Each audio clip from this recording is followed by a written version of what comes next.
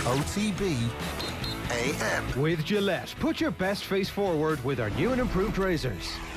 Right, you're very welcome along this Thursday morning to OTB AM. It's Sheahan Eoin with you all the way through until 10. We'd love to hear from you. 0879 180 180 is the WhatsApp number. Nathan was getting us very excited last night with his announcement that N'Golo Kante, and it's not even close, the best midfielder of the last decade.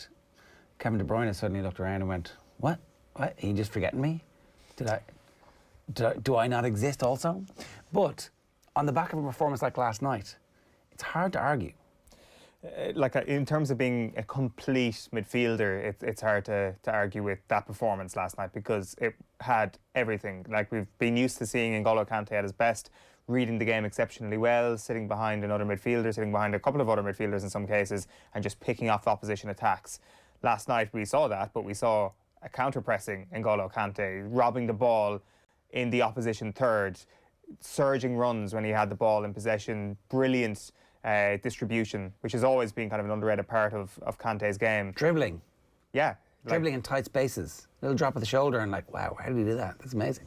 It often feels that Kante doesn't use the fact that he's diminutive enough and the sort of Hazard-esque ability to dribble around the player and find his way out of a tight space. It is often a situation where, because his passing is so good, he just picks the ball up after embarrassing a surging attacker on the opposition team and then just gets rid of the ball. How did that team not win more when they had him and Hazard in it? It's a good question. And maybe there's a case to be made that how did they not even contend more? It was really just under Conte, if we're talking over the last 6-7 years, pre-Tuchel, a team that obviously went and won the title, but outside of that season, there was obviously a lack of even contention when it came to this Chelsea team.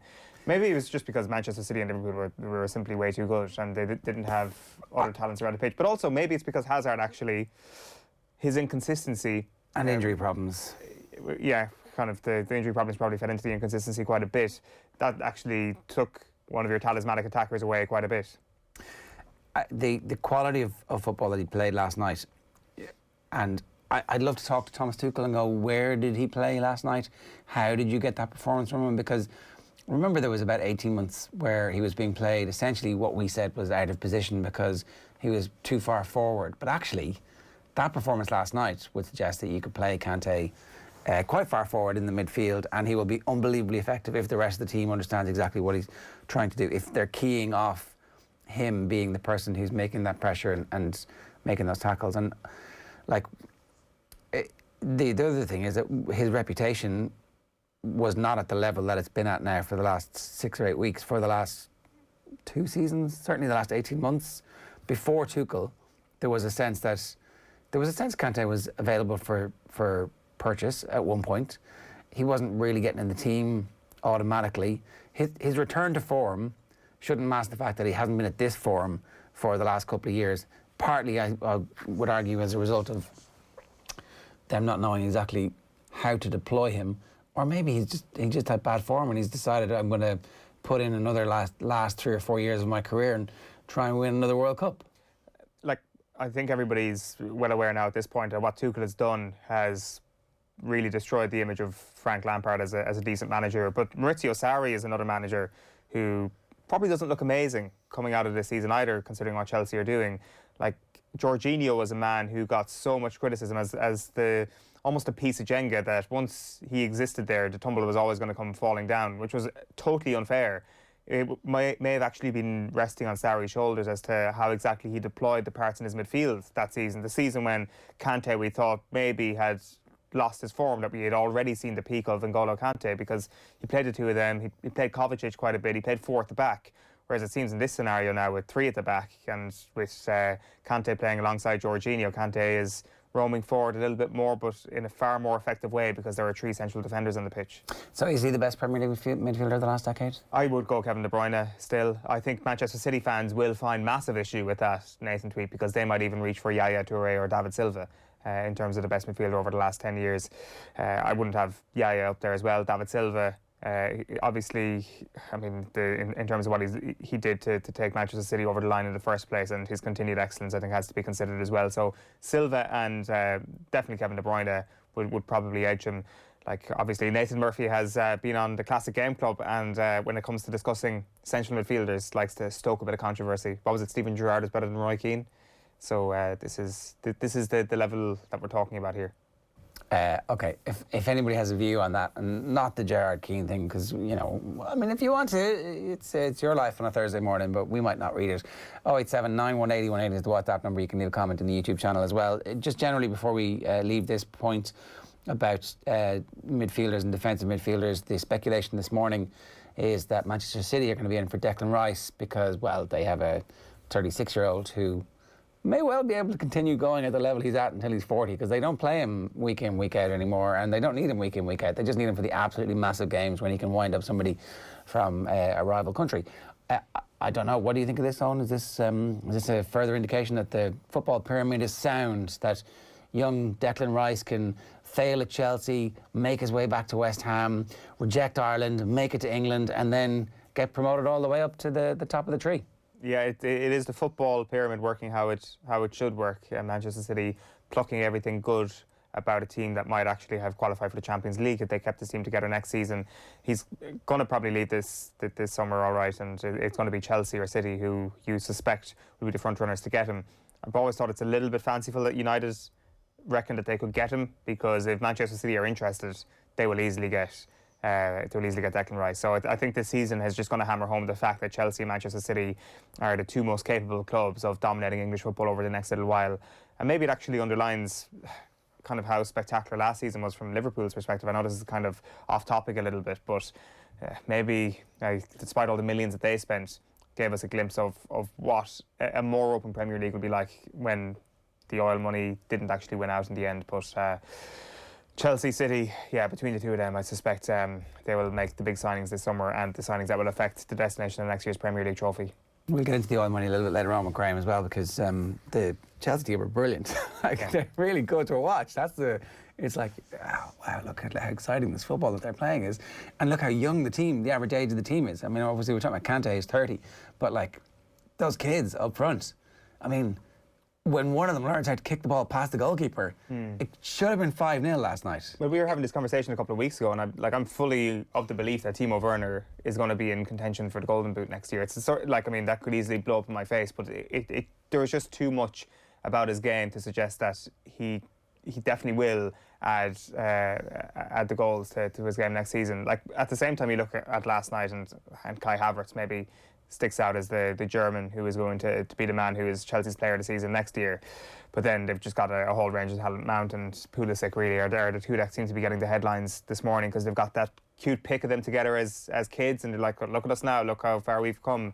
Started from the bottom, now we're here, and all that sort of stuff. So it's just an outrageous array of young talent. Yeah, and do you feel in any way sympathy for Frank Lampard, that maybe they would have clicked anyway as the season went on, that the COVID issues at the start of the year would have disappeared, that this isn't just about Tuchel, that Tuchel's been a little bit fortunate in his timing? Is there any part of you, Eoin, that believes that narrative? No.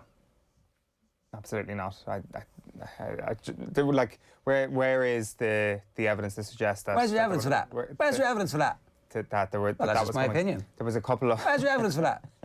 There was a couple of, I guess, glimmers early in the season. Like, I mean, Hakim Ziyech looked like a really good player for his first couple of performances under Lampard, and then that fizzled out pretty quickly. I do think that the Havertz and Werner thing, they both had difficult first seasons, and whoever was going to be the manager for the second half of the season was always going to reap the benefits of them. But there are other factors at play other than the German aspect at play at Stamford Bridge. Yeah, just a really good manager in charge of all his faculties, knowing how to set up a defence and understanding the depths of European football. One last thing on this, sorry, before we go, because we've got to bring you some Eden Hazard stuff. If you were Frank Lampard, what would you do now in terms of your career? I don't know. Like, I mean, do you go back to the Championship? No. If you can get, because like that's the only available job in English football you'll get as a top man. Well, that's the point. If you're Frank Lampard, what you need to do now is go cap in hand to Manchester City and say, "Can I make the tea, please? I'll I'll work as an intern in the analytics department. Like, I'll be going through Y-Scout to check to see who the next best under-16 right back playing in the 5th tier of Spanish football is, because I need to learn how this football thing works from the very start. And City are the only other club that might look at him and go, okay, yeah, actually, you know what? You went and played in America for us. You played for us here. You're kind of one of us. Yeah, like, I mean, you look at... Okay, so you're saying go make the tea. Obviously, you would like to see... I mean, get some... Frank Lampard beat the new Mikel Arteta. It's like 3 tiers below that. You've got to go in. He will want to be in the dugout. There is no way he's going down to a level below that. Sorry, ego is that player here. But I don't mean 3 levels below. I mean, like, there's obviously the first team. There's going to be that whole coaching ticket that they have. You're going to have to work for them as part of the setup and sit there and shut up for a couple of years before you get to the point where they even consider that you could be the new Mikel Arteta. Yeah, like, I mean, Brian Kidd is assistant manager at the moment. I mean, he's over the age of 70 at this point. Maybe there will come a day where he retires and they will need a successor to him, and maybe Frank Lampard fulfills that. Like, just looking at his entire coaching staff, they're all Spanish, and I'm sure that played into Mikel Arteta's favour when it came to working with Pep Guardiola as well, and maybe that's why we see him as the successor, kind of philosophy-wise to Arteta. Like, I don't know, I just don't see... Like, I think it's a good move to not take a top job at a top club, but it depends how far down the ladder he's willing to go. And if you go too far down the ladder, then he just fades into irrelevance. No, that's how you get back. That's the comeback story everybody loves. Right, let's play this. Eden Hazard, whose fault it was, obviously, that Real Madrid didn't win the game last night. But anyway, here's how the post-match section of Real Madrid's defeat to Chelsea began on Spanish TV last night. Have a look.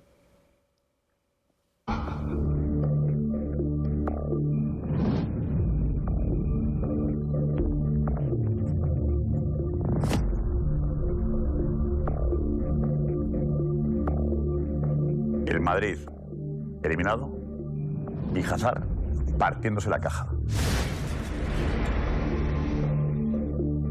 Hazard.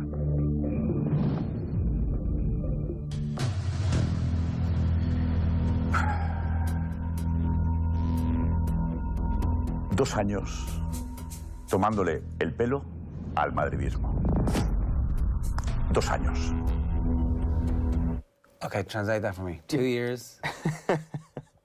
I don't think you need a translator for the drone. The drone that they bring out of the locker in Spanish TV when a disaster happens. That's the sort of drone that I'd say they played on the main evening news in Spain when their whole coaching staff was imploding on the eve of the 2018 World Cup. That is the sort of drone we were hearing last night. The silence, the sigh from the presenter. This is a big deal. Eden Hazard has completely ashamed all those who support Real Madrid, it seems. You mean the drone, the sound? The sound. Yeah. It's a bit like Who Wants to Be a Millionaire, ratcheting up the tension as your, final answer. There's a genius to that TV that we don't have. We need a drone, Owen, basically. That's what I'm saying. We need a drone every morning. We're going, is Nathan Murphy right or wrong? And then just play the drone for 45 seconds and everybody's like, what's going on here? What's happening? So that is from El Chiringuito de Jugones. I've never heard of El Chiringuito de Jugones. You could better explain for the radio listeners this morning on what happened there. They come on screen. They come on. The camera arrives at the studio after the game last night, and Eden Hazard had been videoed on the pitch, chatting to his former Chelsea teammates. Edouard Mendy, who wouldn't have been one of his former teammates, was in there, and not only was he chatting to them, he was laughing in quite a jovial manner about.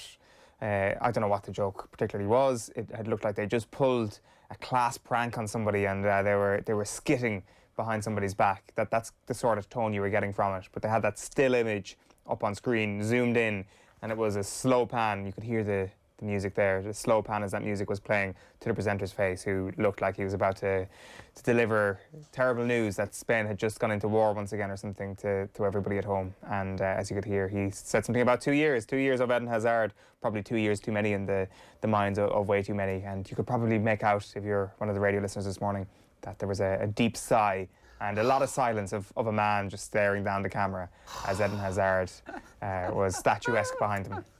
The Real Madrid eliminated something Hazard. Like Hazard's goal scoring record is atrocious over the last 2 years, but obviously he's played barely anything. And I don't know, maybe if you're Manchester United, you come and you rescue Eden Hazard from his Real Madrid hell. Maybe that's the type of thing that you can do now. I don't know. Maybe there's an opportunity. You step in there and you swoop in, especially if Hazard's waking up this morning and watching El Chiringuito de Jugones. It's 7:45 this morning. OTB AM is live in association with Gillette. Good morning. Start with Gillette, giving you the confidence to tackle the day ahead. Here's what's coming up between now and 10 o'clock. We're going to bring you Graham Hunter right now. We've got sports pages at 8:05. Stuart Lancaster, the Leinster coach, at 8:15. John Duggan at 8:35, bringing you Virtual Insanity today. Michael Verney previewing the rest of the hurling season for us. And then we've got our TV picks at 9:15 this morning with Sue as well. And we'll bring you Wednesday Night Rugby at 9:35 as well if you missed it. 0879 180 180. Our up close and personal today is Louise Quinn and Jenny Murphy. That's coming your way at around about 8:45 this morning too. Graham Hunter, good morning to you. Yeah, over the years you've let me down very rarely, but let's not give that show any publicity. I'm surprised you know about it, and Hazard definitely doesn't watch it. A clown show that smells of brown stuff. Horrible. Well, it's a bad start to my morning, mate. In fairness, I think that was definitely our tone. The whole fact that it's Eden Hazard's entire fault for the collapse of Real Madrid. I see. The empire falls on his shoulders. Well, look, there is an element of waiting for Godot about the whole thing, because if you remember last season, he was equally plagued with, a huge variety of difficulties, some of which, the one part of it that isn't his fault is that Meunier for PSG in the group game at Bernabeu that ended 2-2 against a side coached by Tuchel. Meunier, I don't think maliciously, was stamped on Hazard's ankle way out on the left as Madrid were attacking, at a point where Hazard was fit and playing well. And it was the ankle problems that largely sidelined him last season. But my waiting for Godot references that he'd really just about got back for the second leg of the semi-final last season. Zidane played him for 83 minutes in Portugal against City, and he did nothing because he could do nothing. He's a guy who needs to be, particularly as age catches him and after a season of near inactivity, he was completely unprepared for that game. And I watched with disappointment as you could just about understand Zidane taking a punt on Hazard, saying before the game he's in a terrific moment right now. But match reading is a gigantic part of, in-match reading is a gigantic part of elite football, possibly more than any time in our lifetimes. They've got 5 subs. People are strategically prepared. Impact subs that have been a thing in sport forever, but it's more the case now. And it's something that Zidane has really mastered across his time. The number of occasions when somebody will be brought on, whether it's a veteran, whether it's a kid, by Zidane, and turn a game. In this group, they're alive because of it. Substitutions changed the away tie at Borussia Mönchengladbach, changed the tie at home to Inter Milan, when Real Madrid were struggling to even get out of the group, never mind reach this far. And therefore, to watch Hazard last night, struggling manfully, but lost in a sea of, this electric football that Chelsea are so well drilled to play. That was Real Madrid losing couldn't have been a surprise to anybody who's been watching the two sides in the last 6-8 weeks, nor across the two legs. But seeing Zidane misread and kind of have a sort of Citizen Kane rosebud with perpetually chasing, but I know Eden's going to do something soon, and it all just petering out. That was a little bit sad to watch. Zidane got that so badly wrong. Defeats like this, where it is so complete, and maybe Real Madrid could have scored a couple of times, but certainly on the balance of chances, the XG would suggest that that was a mullering last night that Chelsea gave them. Does that precipitate massive internal analysis and rancor at Real Madrid, or are they so preoccupied with the politics of survival at the moment that perhaps they just batten down the hatches and try and go again with the same setup next season? I guess I'm asking, is this a massive crisis now for Real Madrid? It's a jigsaw picture, Ger, because there is no director of football.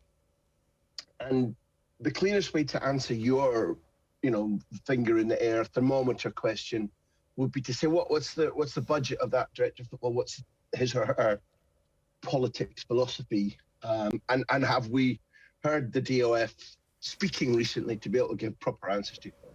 There isn't one. It's Florentino. There was a DOF when Zidane didn't want to be a coach. That functioned very nicely, thank you. The jigsaw picture would have to include the fact that, although he won't confirm it, many of us believe that Zidane has reached a point where he will choose to refresh himself, by which I mean that there's always going to be a seat of power for him at Real Madrid so long as Florentino is the president. Florentino feels that he'll be the president for life. He's changed the statutes so dramatically that really it's very difficult for anybody but him or his chosen successor to win the election. He's been uncontested the last 2-3 times. So Zidane has the option of a planned departure, which prior to this, and probably even including the fact that they'd gone through here and won the trophy, the idea very much is that he's likely to look at taking over from Deschamps. Everything's got to fall into place. Deschamps has to go through with this idea that he'll lead the national team. Zidane quite fancies it.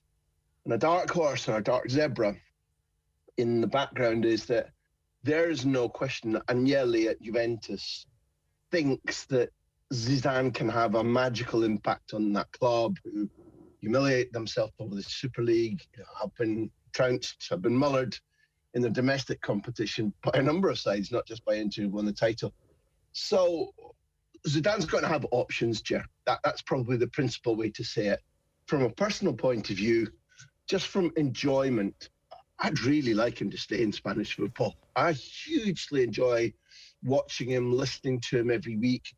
Broadly, although the gas is running out of the engine and the team needs reconstructing, revitalising, broadly, I think he's probably capable of that if he wants to.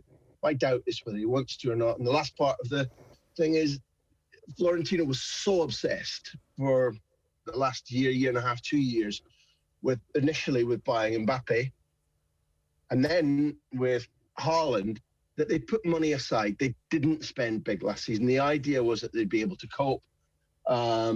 Overall, you could see last night that Liverpool, for example, had a huge opportunity lost because the way in which they didn't close down Modric and particularly Kroos, presumably because they couldn't, physically they couldn't. They could have done, a normal Liverpool could have done what Chelsea did and shut down the midfield and therefore largely shut down Real Madrid. So there has to be massive change. Whether it can all be achieved in one summer or not, I don't know. We know that they want to renew Luka Modric, but the deal's not been done. We know that the Ramos deal is going right down to the wire. He's free to leave. Lucas has been offered a deal, but at the moment it's not one that he wants to take. Nacho's out of contract too. Again, you'd imagine that deal will be done, but there's a whole host of things that will change. I believe that Varane is keen to experiment with a new brand of football. Paris Saint-Germain want him. He grew up a Paris Saint-Germain fan. No question that Manchester United want Varane too. So before you even, Benzema's got 1 year till he's out of contract again. Do they renew him, don't they? Before you even think about, what are the effects of being, what was your Spanish word you used there, mullered by Chelsea. There's a whole lot going on behind the curtains at Real Madrid, Sharon. Luckily, they've got the very best director of football. Morning, Florentino. Well, it is going to be that reaction then when the supporters show up to the brand new Bernabeu in a few months' time, Graham, that will be quite telling. Is there a sense that they will stay loyal to the brand of Real Madrid and how they've operated over the past 5 or 6 years? No, they the fan base has never really changed all that much. Certainly in modern times, my lifetime since the 80s, since I first went to Spain, they can be ferocious and hostile on behalf of the club if they think things are going well, if they feel slighted. They can be tolerant to a certain degree if they really understand the project, but it isn't that long ago. Certainly it was Rafa Benitez who was the coach, and it was the first time, just before the first time Zidane was asked to take over. If you remember, still driven by Iniesta, Barcelona went there around late November, early December, and won 4-0 at Bernabeu. And although time has passed and it's been glory, glory with European trophies pretty much ever since, at that stage, the number of fans who stayed behind in the Bernabeu to scream and shout, Florentino dimisión, Presidente dimisión, they want Florentino out the streets, he must resign. And whoever was in charge of the PA turned it up to such a deafening level, the post-match music, that we were all in fear for our eardrums, just to drown it out. So in the scenario you're painting, that soon they're back in the big stadium and maybe a bit worried about, have they in the 4-game run-in, starting with Seville this Sunday night, have they won the title? Which they can do. Many would probably have them as favourites now to win the title. They have the head-to-head advantage over Barcelona. They have the head-to-head advantage over Atleti. They think that Atleti will stumble at Camp Nou, that they beat Sevilla and then win the rest of the games, which they should. And then they're champions, repeat champions for the third time in 30 years. Can you swallow that stat? So the next 4 match days in Spain will dictate how tough the environment you're talking about is going to be. But you also asked, what will they do? Well, if there's more of this, they won't be slow in saying, okay, the stadium's nice, it's very good, but sort the pitch out, sort the players out. As a club, we've obviously attached the importance of signings to Real Madrid more than any other club in world football. Does that go for the supporters as well, Graham? Is it a purely egotistical thing from Perez, the Galactico project, or do the supporters actually believe in this as well? And therefore, to see Hazard fizzle out as a Galactico or not see a big name signing like Mbappe this summer, that would annoy them just as much as poor performances on the pitch? It's a really good question, and whenever you're answering for supporters, there has to be a huge note of care. But if I sum up the people that I know, the vox pops that you see across the media, when you see the way in which certain types of journalism are well or badly received, the truth is, the answer to your question is rather like Abramovich views coaches. There'll be another one coming along. Across the now nearly 21 years since Florentino took over as president and relaunched what was an original Galactico idea put forward by President Santiago Bernabeu and Sapporo as vice president when they were a weak club after the Civil War. They were entering the 50s with Atleti and Barcelona and Athletic dominating, genuinely. Obviously, none of us were alive then, but the fact is, if you research it, they were 8-stone weaklings. And Santiago Bernabeu said, this is who we'll buy, this is how we'll do it. And they did. And Florentino relaunched it from the year 2000, when Florentino relaunched that whole idea of Galacticos. There have been very few periods where Real Madrid haven't been able to successfully sign one or two and add them to one or two. And the fans' perspective will be, turn Hazard over. Turn over. Next, please.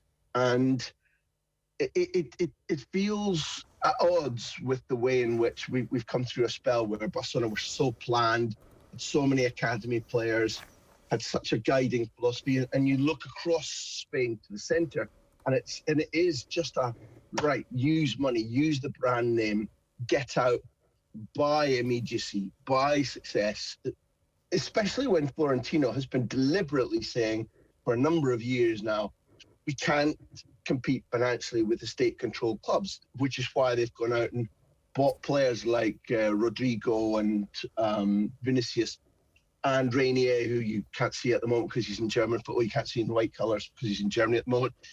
There are a number of other footballers, including Valverde, who's exceptional, where he said, we do want to buy and let them grow. So they're caught in a mid position at the moment, whereby as you've been driving at, the fans are going to say, buy us more success, buy us, Alan. And what's happening with this Mbappe fella after all this chit-chat?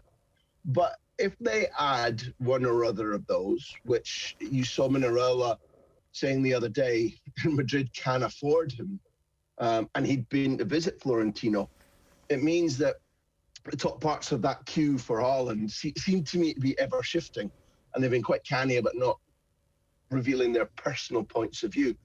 Raiola also said Dortmund have said absolutely no, where are we selling? Okay, maybe. But you throw one or other of those two, Haaland or Mbappe, fully fit into this Real Madrid team, restore the majority of them fitness. They went out there with just about half a team not match sharp last night. So that's no defence of them on my part. That's the circumstances. It isn't simply about age. It isn't simply about end of era. But they need to have their stars fully fit. They need to refresh the athleticism. And if they add one of those two superstar strikers, keeping Courtois, they're going to stay competitive, I would argue. Yeah, definitely competitive. It's just, it is interesting to see that great team that won so many Champions Leagues breaking up slowly, and it has happened almost imperceptibly with the end of the Ronaldo era. We felt that maybe there might be one more spin for them, but that hasn't quite been the case. I just want to get your thoughts on the achievement of Tuchel, and not just in reaching the final, but in having the team play the way they're playing, and in having N'Golo Kante play the way he's playing, which is as good as he's ever played. Last night's performance was right up there with any of the individual performances we've ever seen from Kante. And I thought that Kante had kind of gone because, for whatever reason, over the last couple of years, played out of position, less interested, I don't know, tired. Injured also. I mean, let's factor in the fact, yeah, he didn't enjoy Sarri at all. And, you know, much though I've enjoyed knowing Lampard as a player and coach, there is no doubt that his spell showed things that he's got to add and where he's got to adapt, particularly if he's going to be at that elite, demanding hothouse level that effectively some of the players wanted. More coaching, more information, more correlation between what the manager was asking and, say, video demonstrations about how to do it. These are things that they felt were lacking. I think Kante was getting to a point where he could render these games that you've seen under Tuchel. Tuchel is an odd character. I know that there was real drama yesterday afternoon where he told, coming off the back of the Fulham win, he told Pulisic, who was the star of the first leg, "You're playing." And about 3 hours before kickoff, he said, "I've changed my mind. It's Havertz, you're on the bench." And Pulisic was ferociously disappointed. And now you would say, given Havertz's role in the first goal, the reasonable level of his play throughout, and then throwing on Pulisic, who creates the second and maybe becomes one of Chelsea's 2-3 most important players across the two games, throwing in Kante and Mondi, for example, then Tuchel, you know, history is written by the winners. But does Tuchel enjoy, although the side you're watching is remarkably well drilled, they've really enjoyed three at the back, they're completely comfortable with that. It gives Thiago Silva an awful lot of time to use his brain and his experience, which in a two centre-back system, 4 at the back, probably he wouldn't be having. Many players have benefited from it. You've highlighted Kante. They're really well drilled. He's somebody who's different from the previous coach in that on the training pitch at Cobham, he's interventionist, he's demanding, he's a tough taskmaster. I would say that all of the players understand and are committed to it at the moment, but not all of them are enjoying him, for example. And that's fine. That's many top coaches have had that feeling. But you know, he's a guy who can burn players out, and he's been really specific, Ger, about the fact that he's done an interview saying, "Look, I saw this 18-month thing, and I was given, you know, an hour and a half to decide, and I was a bit miffed because I thought they did. They wanted Nagelsmann. They not only wanted Nagelsmann when Tuchel was appointed, but Nagelsmann said, I'm not coming right now, and Tuchel was available. They were completely okay with the idea, Chelsea were okay with the idea that if they didn't quite enjoy Tuchel up to the end of this season, and Nagelsmann became available now, they would pay Tuchel off and take Nagelsmann. Everything's changed in that they're in the Champions League final. Nagelsmann's the Bayern Munich coach, and they don't need to unroll that plan B.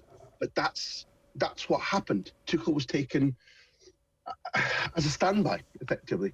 And he's made the best of it, and good luck to him.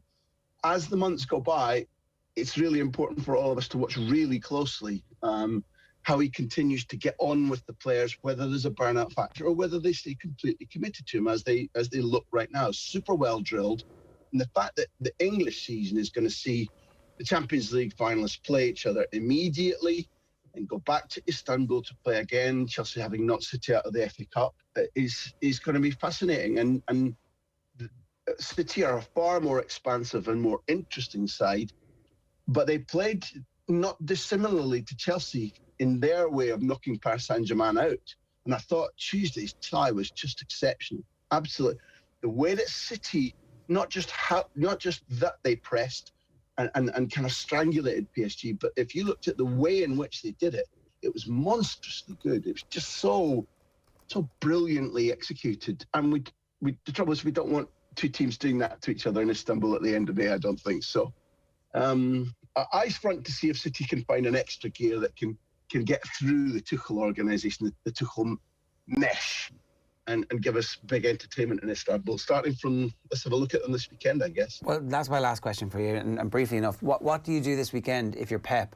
Do you go all guns blazing to set down a marker, or do you absolutely duke them out and play a completely different team so they don't get the experience right now of exactly what they're going to see? Because bear in mind, in the Cup game, that wasn't the first team either. First of all, what you do if you're Pep is you watch La Liga television, and you make sure that on Saturday afternoon you watch Barca hosting Atleti, and on Sunday night you watch Real Madrid hosting Sevilla, because it's coming to an absolutely beautiful climax in Spain. In other matters, if you insist, you know the answer. You already know the answer. Pep plays to win every time. There's no danger that he'll try and throw Tuchel a disguise about, well, this is the way we might play in Istanbul, and then reveal a completely new facet to his ideas at the end of the month. No chance. They've got a side where one of his two principal tasks have been making them ultra competitive, making them addicted to winning, making them ruthless. You know that. Teaching them his system and his philosophy, that's been the other big part of Pep's work. He's just about achieved that. They are a different competitive, they are a hungrier, angrier, more difficult side now, I think.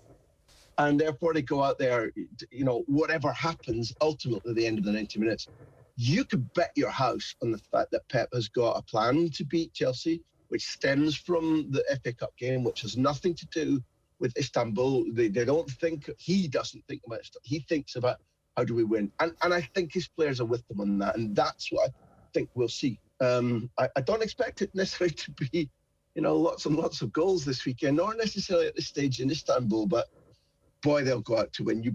And it won't even be about set a marker for Istanbul. It's going to be about, we win now. We win everything that's in front of us. And that's what's differentiated this season's City from the excellence of previous Pep seasons at City. Graham, great stuff. Thanks a million. Cheers. Graham Hunter with us there. You can catch his podcast, The Big Interview, wherever you get your podcast. You can get it on the Go Loud player these days as well. It is 8:09. If you want to get in touch with us, we'd love to hear from you. You can get us on 0879 180 180. That's the WhatsApp number.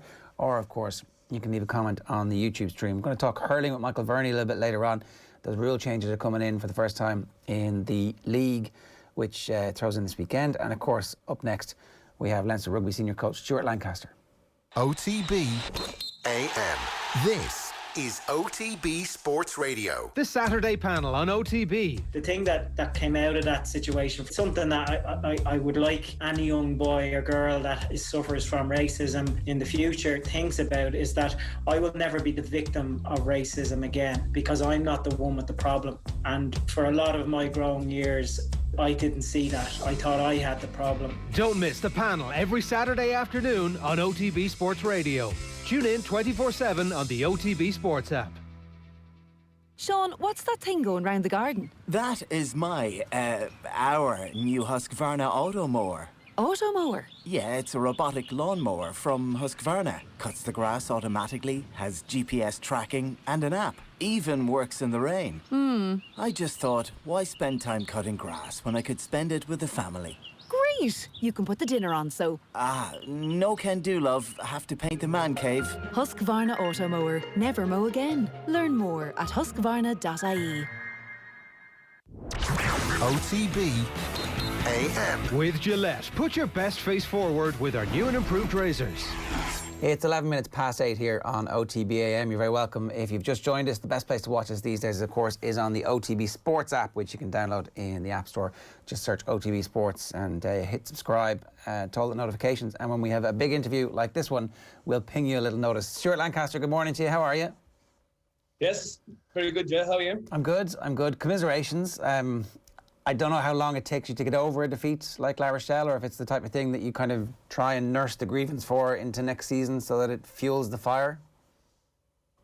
Yeah, no, be a long time. Every defeat sticks with me, if I'm being honest. The victories are great, but the defeats stick a lot longer, trust me. And, having put ourselves in a position, I know it was through a COVID year, but we still went up 2 pool games, fair and square, went down to Exeter and got the unlucky draw away from home to Exeter and away from home to La Rochelle to put ourselves in a position, not only in the game as well, to get to a final again, and then to lose was, very disappointing. And, it's taken a bit to pick the players up this week, obviously because, they care a lot and, they wanted to do the same. So it's been a tough week, but we've worked our way through it. We've taken the lessons, recalibrated, if you like, and got ourselves ready for Connacht this Saturday.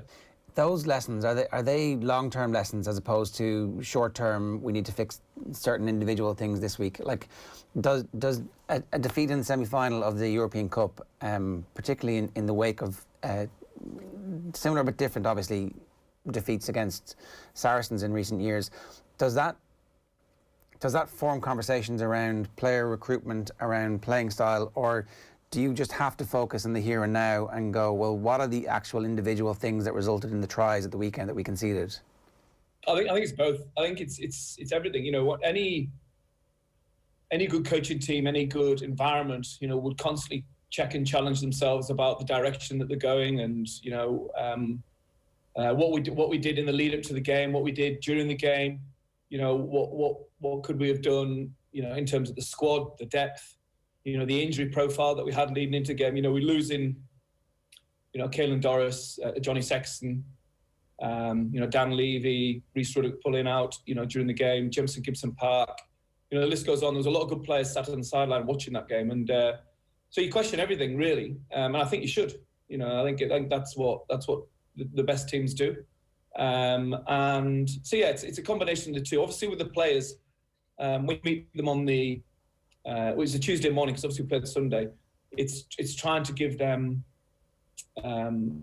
balance and perspective, but also lessons that we can learn, and also elements of accountability as well, and both from ourselves as coaches, but also them as players. And I think I alluded to, I don't know if you picked up on it, to the Patriots, and I've been reading the dynasty, and how their dynasty started in 2002 when they won the Super Bowl, and they won it again 6th time, 2018, 2019, I think it was. But that means there's 12 seasons of them not winning it, losing in a playoff game, losing in a final. And I said it's very, very tough. And I think some great lessons there for some of the younger players who I think sometimes think that, Leinster will always be in a final. Well, it's so hard to do. And rugby is a sport that's, it's a blink of an eye moment that can be the difference between defeat and victory. It's the speed of ball from a particular breakdown. It's the bounce of a ball. It's a referee's decision, and it's very hard to do. And La Rochelle on the day deserved it. Was there something structurally different about La Rochelle when you actually went onto the field that you hadn't noticed, or that was different from what you had expected in the research that you'd done? No,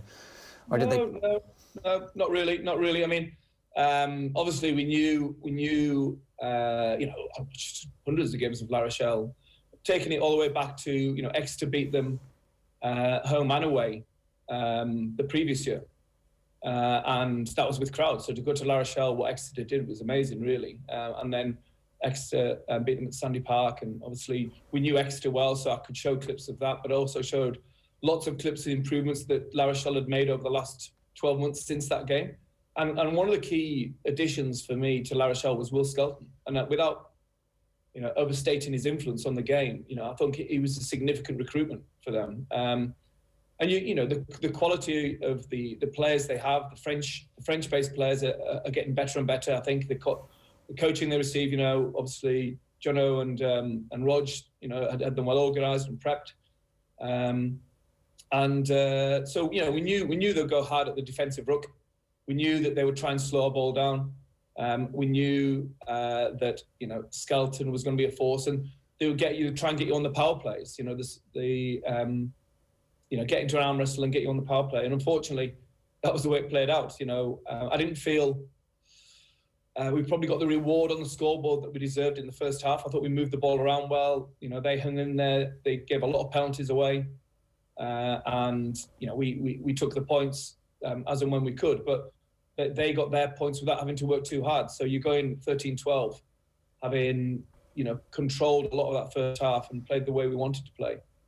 It was very similar, and I know the comparison's been made, very similar to that Saracens game in Newcastle, where we were, 10-3, weren't we? Then they scored on the final play just before half-time, and 10-0, we went in 10-0, and there was a significant period in the second half, I felt, when James Lowe got binned, and Will Skelton particularly bust a couple of tackles. They got a scrum penalty, and you felt the momentum switch, and their power game, came into play.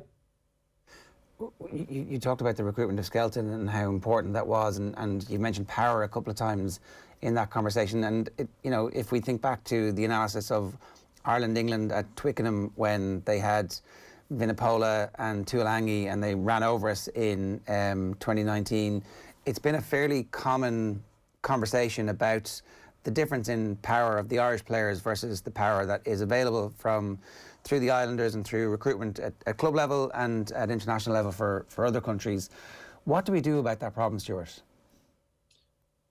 Well, also, don't forget, Joe, Ireland beat England not so long ago at, in the end of the Six Nations. So, there's always ways to beat the power-based teams. You think about New Zealand, yes, you would say they have some powerful players, but also they have some very, very skillful, dynamic, quick players as well. And they play a game of rugby that can take teams to a place that they can't deal with. But on any given day, this is the beauty, I guess, of rugby. So from a coaching point of view, I've seen New Zealand, South Africa, who are big and powerful, but equally I've seen South Africa beat New Zealand on the power game. We all saw England beat New Zealand in the semi-final of a World Cup, and then lose against South Africa, in a final. So, but there obviously are ways. You need to get everything right. I think in terms of like magic wand, do we change the model in Ireland and go and have the French model, which means that you have maybe, 50% of your squad is homegrown, and then the rest are from, South Africa, New Zealand, wherever, Australia. I don't think that's the answer, personally. The genetic makeup of the country in Ireland is what it is, but that doesn't mean you can't win games. And I think we've proved, yes, we've lost, against Saracens and now La Rochelle, but also we've beaten Toulouse, who are unbelievably powerful. We've beaten big French teams and English teams, home and away. So I don't feel we need to change our philosophy.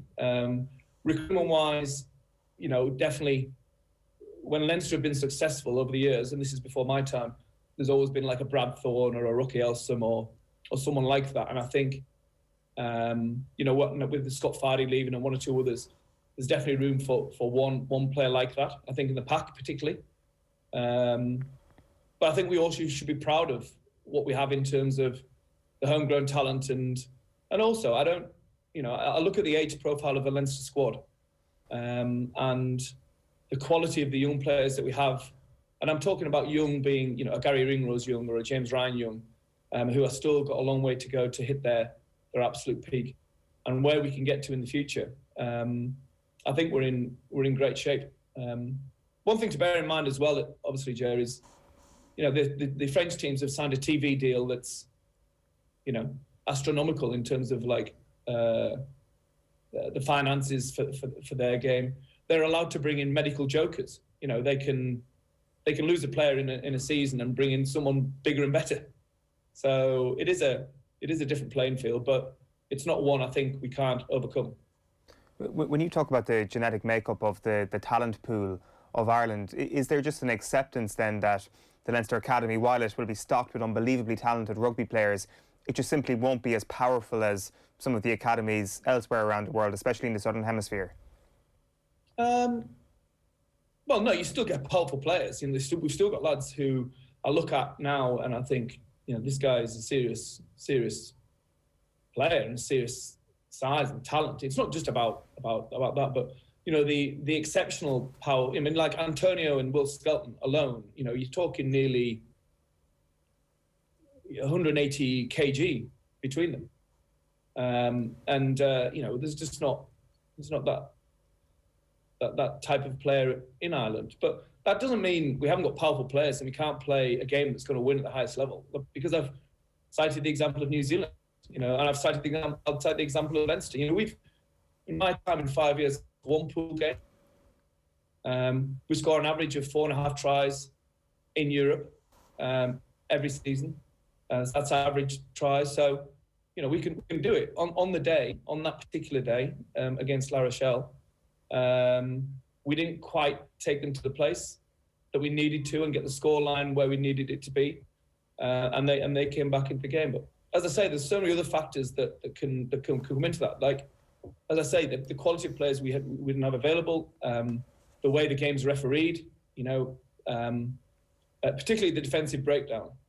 If the referee continues to ping La Rochelle, we continue to build our score. Ifs, buts and maybes, I know, but I don't think there's something fundamentally wrong with Irish rugby to say that Ireland rugby can't dine at the top table, both in Europe and at national level. It's interesting as well that you mentioned there the younger players who are now growing into their peak. The talk when it comes to transition is generally about some of the older players who may be over the hill, and that's the element that people focus on. But transition, I presume, from your perspective, also focuses on those younger players who step up to become leaders. How much of a role do you have in that as somebody centrally involved in the Leinster setup? No, I think we all do, really. We all try to grow the leadership in the group. Like I say, a lot of the leadership would have centred around previously, Jamie Heaslip and Easton Asiwa, Johnny, obviously, Sean O'Brien, and Fergus McFadden, Rob Carney. And these guys leave, and our job is for Leinster to be continually successful. Now, I go back to the Patriots analogy. That's 18 years with 6 Super Bowl wins, but 12 seasons where they've not won. And what we want for Leinster is to win every year, obviously, but it's not. Hopefully, it's not realistic that that's going to happen every year. But we definitely want to be in semi-finals and finals. And I think when we have that transition taking place, the trick is for one or two players at the top end to drop away and leave on great terms, and then for the next generation to come through and take the lead. And I truly believe if you go through, again, take some of the back rowers, whether it's a Jack Conan, a Caelan Doris, you've got James Ryan, you've got Ryan Baird coming through. In the front row, you've got Andrew Porter, Dan Sheehan, Ronan Kelleher. You've got Luke McGrath, Jameson Gibson Park, Ross Byrne, Harry Byrne, Kieran Frawley, Robbie, Gary, Jordan, Hugo Keenan. These lads are 22, 23, 24, 25 years old. I think part of the reason I was keen to stay for another 2 years because I truly believe in the potential of the group. And I think it's only going to get better the more that we go through experiences like that. I'm not that you'd want to have that. I mean, I was asked the question in the media the other day about the South African teams coming in the Pro 16, and I think it's needed. I think there's only so many times we can play, Munster or Ulster or Connacht, and I think we need that new challenge of playing the power-based teams to learn how to win. But yeah, I think our leadership model is good, and I think there is definitely a growth in those. They're not young players anymore, but those players who are the next generation of leaders for Leinster. In a way, then that's kind of agreeing with what Brian O'Driscoll was saying here about the league needing to get stronger to prepare teams better for Europe. Yeah, again, and I agree with him 100%. One of the challenges, and this isn't an excuse, this is just the reality of the situation, and it's not something I've seen anywhere else, where so many of the Leinster players are Ireland players as well. So, if you were to go through their season from end of lockdown 1, we went 2 games against Ulster and Munster, then we went Pro 14 semi, Pro 14 final against Munster. The week after, we played Saracens in the quarterfinal. The week after that, obviously, we didn't achieve that win. It was the semi-final. The week after that, the new season started. Then those autumn internationals came around. We had then the Christmas period. Then the Six Nations came, and everything. And you guys obviously were, very cognizant of what was going on in the Six Nations and the challenges and the way that Ireland finished successfully. Then you're straight into Europe. So for a Leinster squad that produces so many international players as well, it's a challenge. It's a challenge. And with South African teams coming in, of course, we want that challenge, but we want that challenge when we've got our best squad available. And the reality is, if we look at the makeup of next season, hopefully, let's see what happens at 12:30 today. We'll have a few lads going on the British and Irish Lions tour to South Africa, which means that they'll come back into pre-season at the end of September. There'll be November internationals, there'll be Christmas, there'll be Six Nations. And that you could be talking, 4 or 5 players like that. You could have up to 15, 16, 17, 18 players playing in the November internationals and Six Nations with Ireland. And so if we were to play a Bulls or a Stormers or a Sharks or whatever, we could easily be playing them in those windows where we don't have necessarily the best players. We can still learn, and it's brilliant for the development of the younger players. But do you get my point? Yeah. It's a juggling act, and it's very difficult to keep all those balls in the air at the same time. Yeah, and that's a lot different from, say, a Crusaders who are successful in the Southern Hemisphere, who go, start the season a Crusader, finish the season a Crusader, and then become an All Black. The split season makes a lot of sense. A global calendar. Oh my God! Yeah. Please tell me about it. I mean, and not only that. I mean, again, part of the reason why someone like me, and I know the other coaches feel this way. I do think, hopefully, I'm an eternal optimist, that the World Club Challenge will come around at some point again, at some point in the future. And I want to be, around for that type of competition as well. And it might not be now before the World Cup. It might be obviously the period after the 2023 World Cup. But how exciting would that be as well, for a team like Leinster or Munster, Ulster or Connacht or whatever, to try and to go into that sort of competition as well. I mean, that's where I think the club game should go personally. But, as you say, the structure in the Northern Hemisphere, I know the Southern Hemisphere, they'll complain about it, but for me, the structure in the Northern Hemisphere is more challenging, particularly for a club like Leicester when you have so many players who have to. And it's not just the playing in this, it's the emotional, commitment it takes to play international rugby, the challenge of international rugby, and everything that goes into it. You can only dip into the well so many times. Do you find that players come back from the international window with positives gained at all, Stuart? Obviously, there's the physical and mental toll, as you outlined there, but I guess when it comes to the Lions, even this summer, there's often a lot of talk about what the players gain from learning from other players from other countries, for example. Do you get the same thing when they come back from Ireland at all, that they have a greater understanding or an appreciation to get to a higher level? Yeah, definitely. And I think it's great that they can do that, and I think it's great that we can have a really good relationship with the national coaches as well. I mean, I think it's something I tried to do in England, where I tried, obviously it's different in England in that you've got 12 Premiership clubs that you're dealing with as a national coach, and you're trying to create dialogue and debate and learnings. I remember coming back from New Zealand in 2014, and I put on a little director of rugby conference and basically went through what we learned from the tour.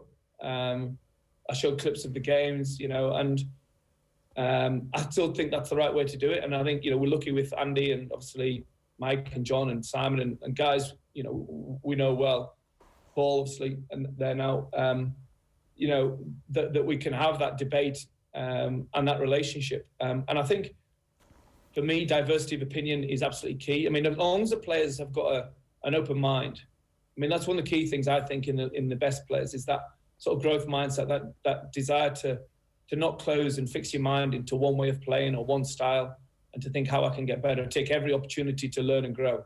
Then you can get the best of both worlds. But yeah, it is a challenge for the players as well. As I say, it's just simply because of the emotional, physical commitment in a sport like rugby, where you're trying to get up for your country, but also for your province in big games. Before we let you go, do you have any insight into who's getting picked today at 12:30? Did someone tip you the wink? Do you already know? What do you mean, Robin McBride? You mean? No, actually, genuinely, I don't, because I think the selection meeting was yesterday, but I've not seen Robin since it took place. So I don't. I've got my fingers crossed for obviously the Irish lads, but also the Leinster lads, because I know how much they would benefit from it and they would grow from it. But one thing, again, I said in the media the other day, I think a lot will be put into what happens today, and rightly so. It's the first selection, but you can't tell me with what's coming up. We've got 3 or 4 or 5 potentially games left. There's the English Premiership to finish off in the semi-finals and the final of the English Premiership. So you've got those games. You've got then the warm-up games against Japan.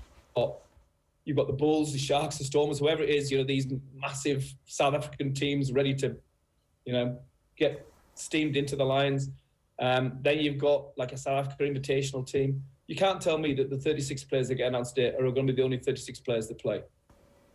No, 100%. That final test. You know what I mean?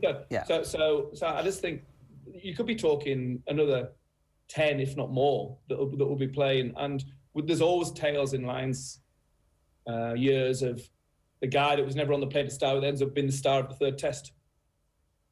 So my advice would be to anyone, from Leinster or from any other country for that matter, if you're not in the 36, then get yourself on your country's tour and make sure you're ready. And I think one of the advantages this year is that, the countries, the overseas tours have been cancelled, aren't they? So Ireland aren't going to Fiji anymore, and hopefully Ireland will have some form of like local-based international games that, England playing USA and Canada, for example, in England. And, the logistics of getting from London to South Africa, you can do it overnight. And I think, we don't have to go through the whole geography 4 or what was it called? The geography 6? We don't have to go through all that, because I think the next best will get picked. And I think they will definitely be needed. So if any of our lads don't get picked, my message to them will be keep training, keep playing, make sure you're ready. Sure, good stuff. Great to have you with us this morning. Thanks a million. Cheers. Okay, cheers.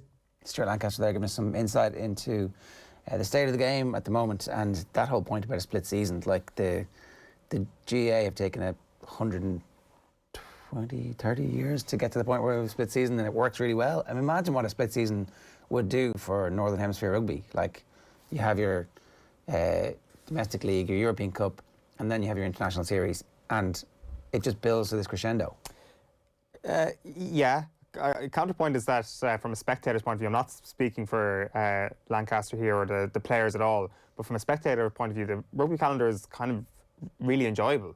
No, like I mean, I get your point about building to. Would it not be better to have the Six Nations in good weather? So instead of like having all those 3-all slogs, it would be like 31-24. Yeah, give me that. In an ideal, so then, like I mean, so the current calendar. Obviously, you have your summer tours, which are played in good weather, and they're less important than Six Nations. So yeah, I accept that point, but I kind of like the way that you build into the season a little bit with a few Pro 14 games, which are interesting because it's the start of the season, and then Europe comes along, and that's obviously interesting because it's Europe, and then you're back, and it's like derbies at Christmas, and after Christmas, it's back to Europe, into the Six Nations, business end of Europe, summer tour. You lost me. I think no. I'm not explaining. I'm literally saying this is the season. I think the rugby season is like really enjoyable from a spectator standpoint. But it builds to these weird crescendos at odd times, and then doesn't matter. It's numerous mad anticlimax afterwards. Like, wouldn't it be great to have like what anticlimax? Like, there's no anticlimax. Like, was there an anticlimax of the Six Nations this year? The end of the Six Nations is unbelievable. And then immediately afterwards, normally there's like a Pro 14 game where half of the brilliant players who've just been playing last week don't play. And then they're slightly undercooked for the biggest game of their club season, which is knockout European. I don't think the system works at all. We're 2 months out, a month and a half out from the end of the Six Nations. Like, I mean, it's there's a good bit of separation there for players to be fully. Like, I mean, from a player standpoint, obviously the burnout and not being fully ready, obviously, is a real concern, and that's the most important thing. But I kind of like it. Are you not entertained, says Eoin Sheahan this morning, over the blood-addled bodies of the rugby players? Good man, thanks. 8:36. If you want to get in touch with us this morning, 0879 180 180 is the WhatsApp number. Of course, you can leave a comment on the YouTube channel. John Duggan is with us. John, good morning to you. Kieran Owen, how are we doing? Where are we starting? Well, no place better than Stamford Bridge. Excellent performance by Chelsea last night.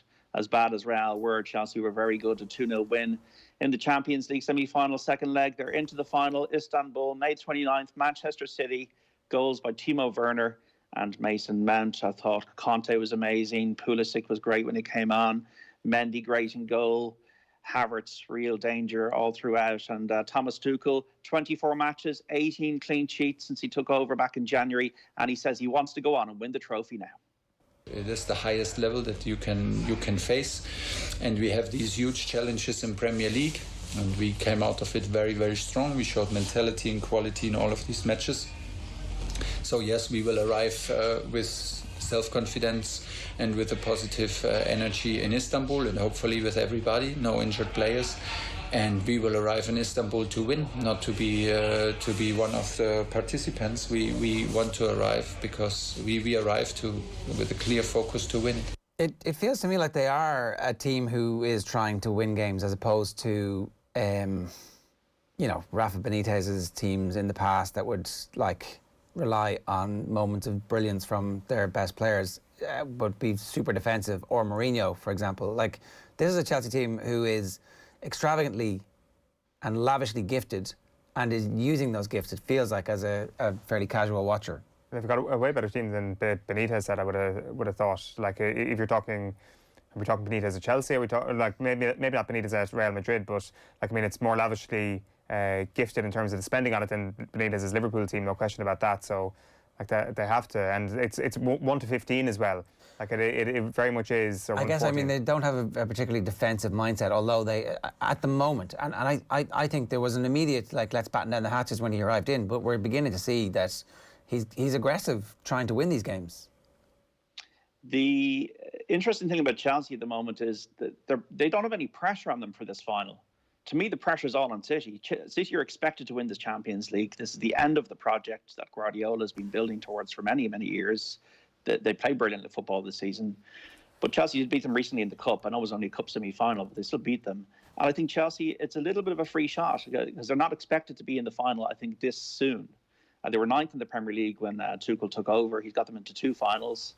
And this is the first time in a long time I've seen Chelsea play, as you say, with a bit of flair, with a bit of panache, and with a bit of certainty about what they're trying to do, organisation and a bit of flair going forward. This is what Abramovich has always been about since he took over in 2003. He's always wanted Chelsea to play with a certain style and win trophies. The trophies have come, but the style has been intermittent. It's been empty. Yeah.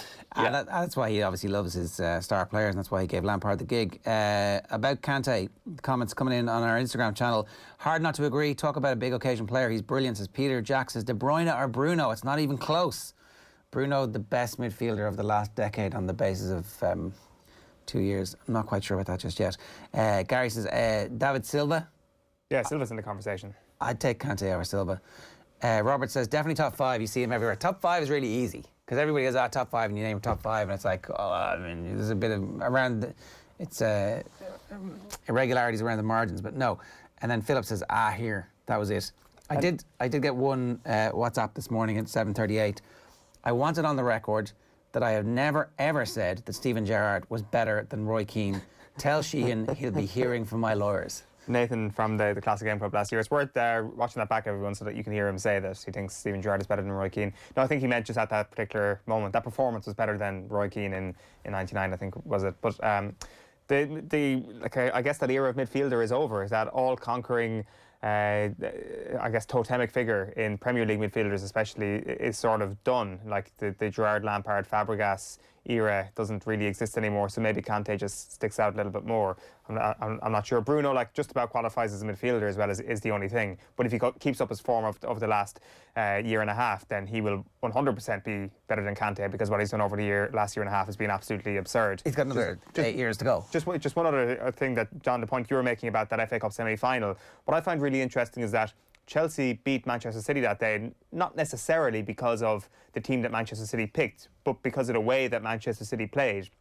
That extraordinarily high line that they love just got killed by Ziyech and Werner. The amount of times they got in behind, they could have had 2 or 3 goals. And that's why I would give serious hope to Chelsea in this final of not being massive underdogs. Now, the thing is, it's at the other end where Man City won't play Jesus, for example. They won't play Sterling. They won't play Ferran. The Ferran Torres start? I can't even remember. They won't play those 3, and they'll have better attackers, and it could end up being a situation where City score a couple of early goals and it's game over. But it's just it is the kryptonite that exists in relation to Manchester City. Chelsea have got that in spades. Yes, and United and Arsenal involved in Europa League action tonight. So a 6-2 lead United bringing to Rome. They should be fine. Arsenal, a much bigger challenge on their hands. 2-1 down to Villarreal. Unai Emery's Villarreal ahead of the 8 o'clock start at the Emirates Stadium. And Ole Gunnar Solskjaer has been speaking about the protests last Sunday, that caused the postponement of the Liverpool game, which will now be rescheduled for next Thursday. And he's appealed for calm. The right to protest peacefully. Everyone's got a human right to be heard and the voice to be heard. But it has to be peacefully. You know, when you step out of line, when you break into on the pitch, break into dressing rooms. I think that's one step too far, and then when it becomes police matters, it's not really. That's not nice, and it's not been helped by certain individuals. That's not nice. That's not nice. It's reported in the morning papers, and we don't know this for certain, but it's reported that he was referring to Gary Neville and Jamie Carragher in that last comment. Ole Gunnar Solskjaer. Okay.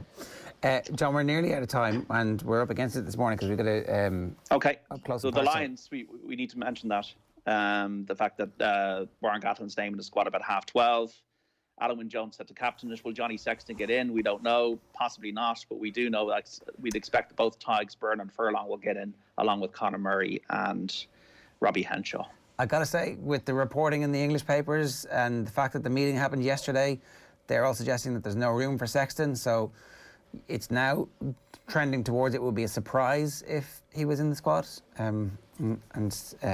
I think it's interesting listening to Stuart Lancaster there. His advice to everybody would be to stay fit. Virtual insanity, JD? Yeah, virtual insanity. We have the Wells Fargo Championship beginning today. Headline tip, Will Zalatoris, 28-1 for 3 each way. Will Zalatoris was, second at the Masters. If you're waiting for him to win at a course he's never played at before, I think you might be making a mistake, because I think he's been that good. 6 top 10 finishes, so he's the headline tip. Second up, Joaquin Niemann, 2 each way at 30-1. I tipped him last week. He was tied for 8th. A massive hitter. This is the longest par 71 on the PGA Tour. Third tip, Bubba Watson, 2 each way at 60-1. Coming back into form as Bubba. 13th last week, has been second here before. Fourth selection, a man who's a member at the course, Harold Varner III at 80-1 for 2 each way. Was second only a couple of starts ago. Harold Varner playing well. And finally, Doc Redman. I've been flogging a dead horse here a bit, but he's from the state, North Carolina, 150-1 for 2 each way. He's been in the top 20 in the Wells Fargo before. So for Doc Redman, Harold Varner, Joachim Niemann, Bubba Watson, and the headline, Will Zalatoris to get the job done. All right, John, Virtual Insanity. We've had a few near misses and we've had some big wins, so let's hope we're back on the horse this week. That's JD's Virtual Insanity. You can, what are you laughing at?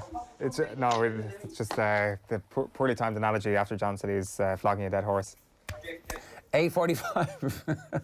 It's 8:45 this morning, OTB AM, everybody a little bit giddy. If you want to get in touch to restore some order, 0879 180 180 is the WhatsApp number. OTB AM, live in association with Gillette. Good morning, start with Gillette. Give me the confidence to tackle the day ahead. Time for us to turn our attention to hurling, and I'm delighted to say Michael Verney, the Irish Independent GAA writer, is with us. Good morning to you, Michael. How are you? How's it going, gents? No horses here this morning. That's good, that's good. It's too easy to stray into slightly dodgy territory. What is your expectation about how everything is about to play out and unfold? Because it feels like we might be slowly backing our way into a massive conflagration of anger and recrimination when it comes to the new rules, or else they're going to pass off peaceably. I don't know. I'm concerned that people are going to start tuning into the matches of the weekend and go, what's this? What's going on?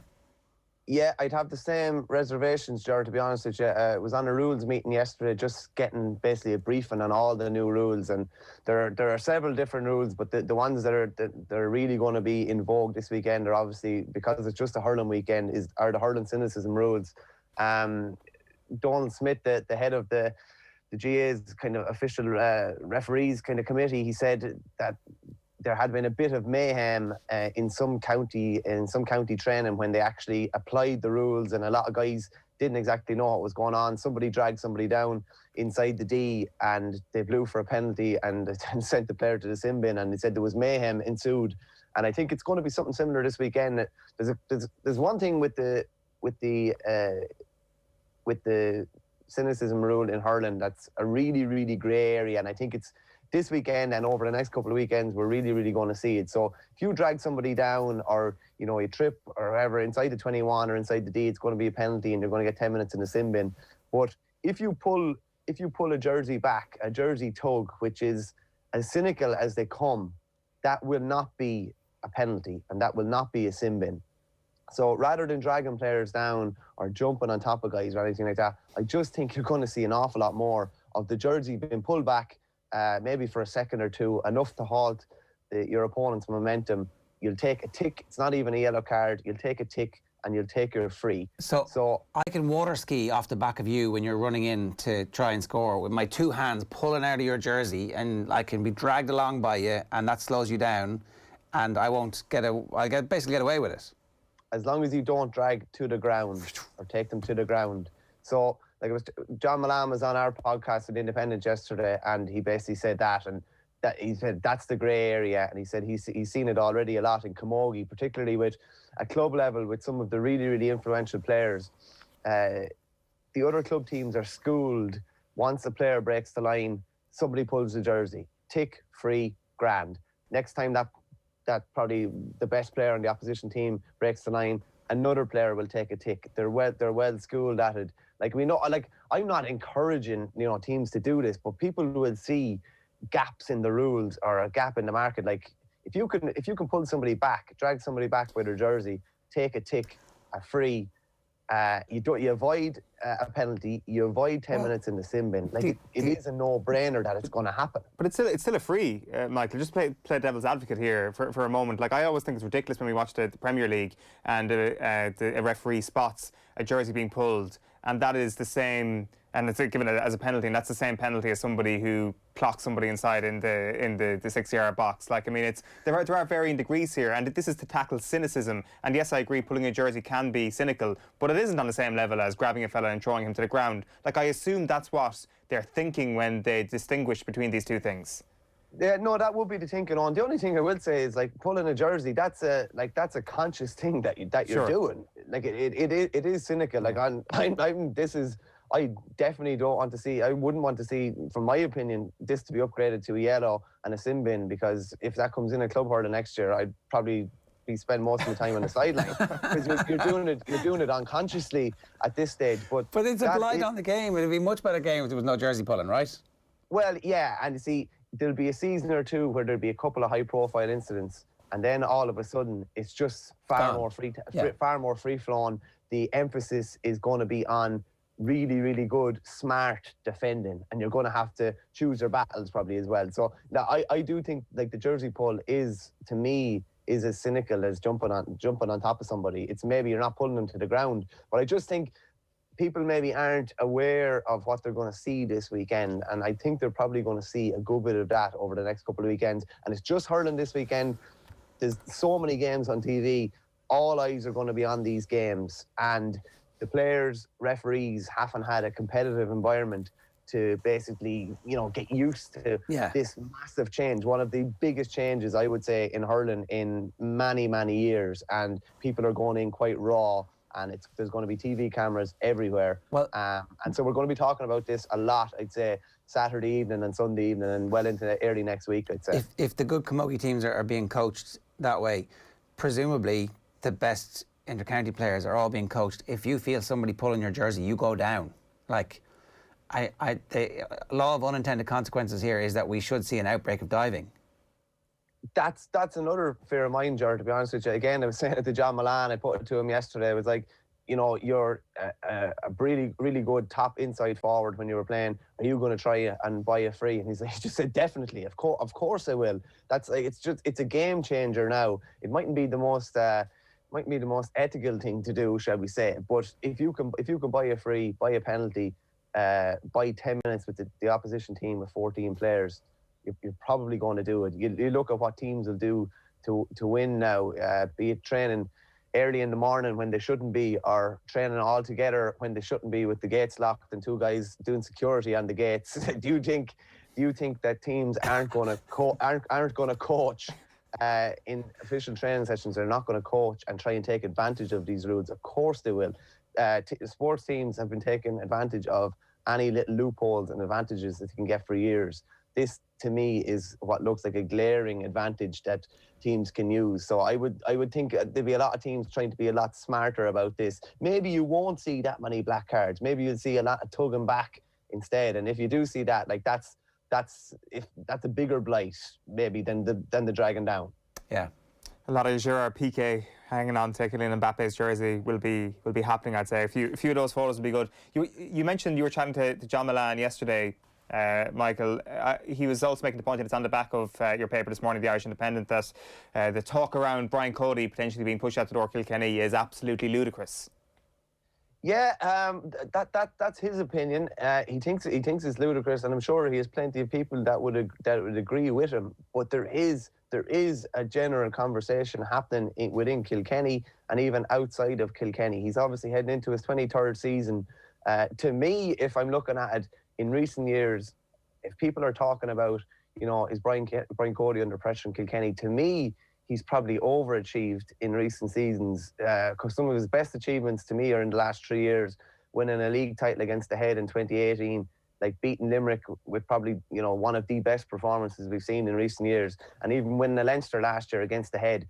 The same personnel, nothing like the same personnel that he had to work with in that golden era is available to him now. There's none of the, big, probably, marquee young players breaking through.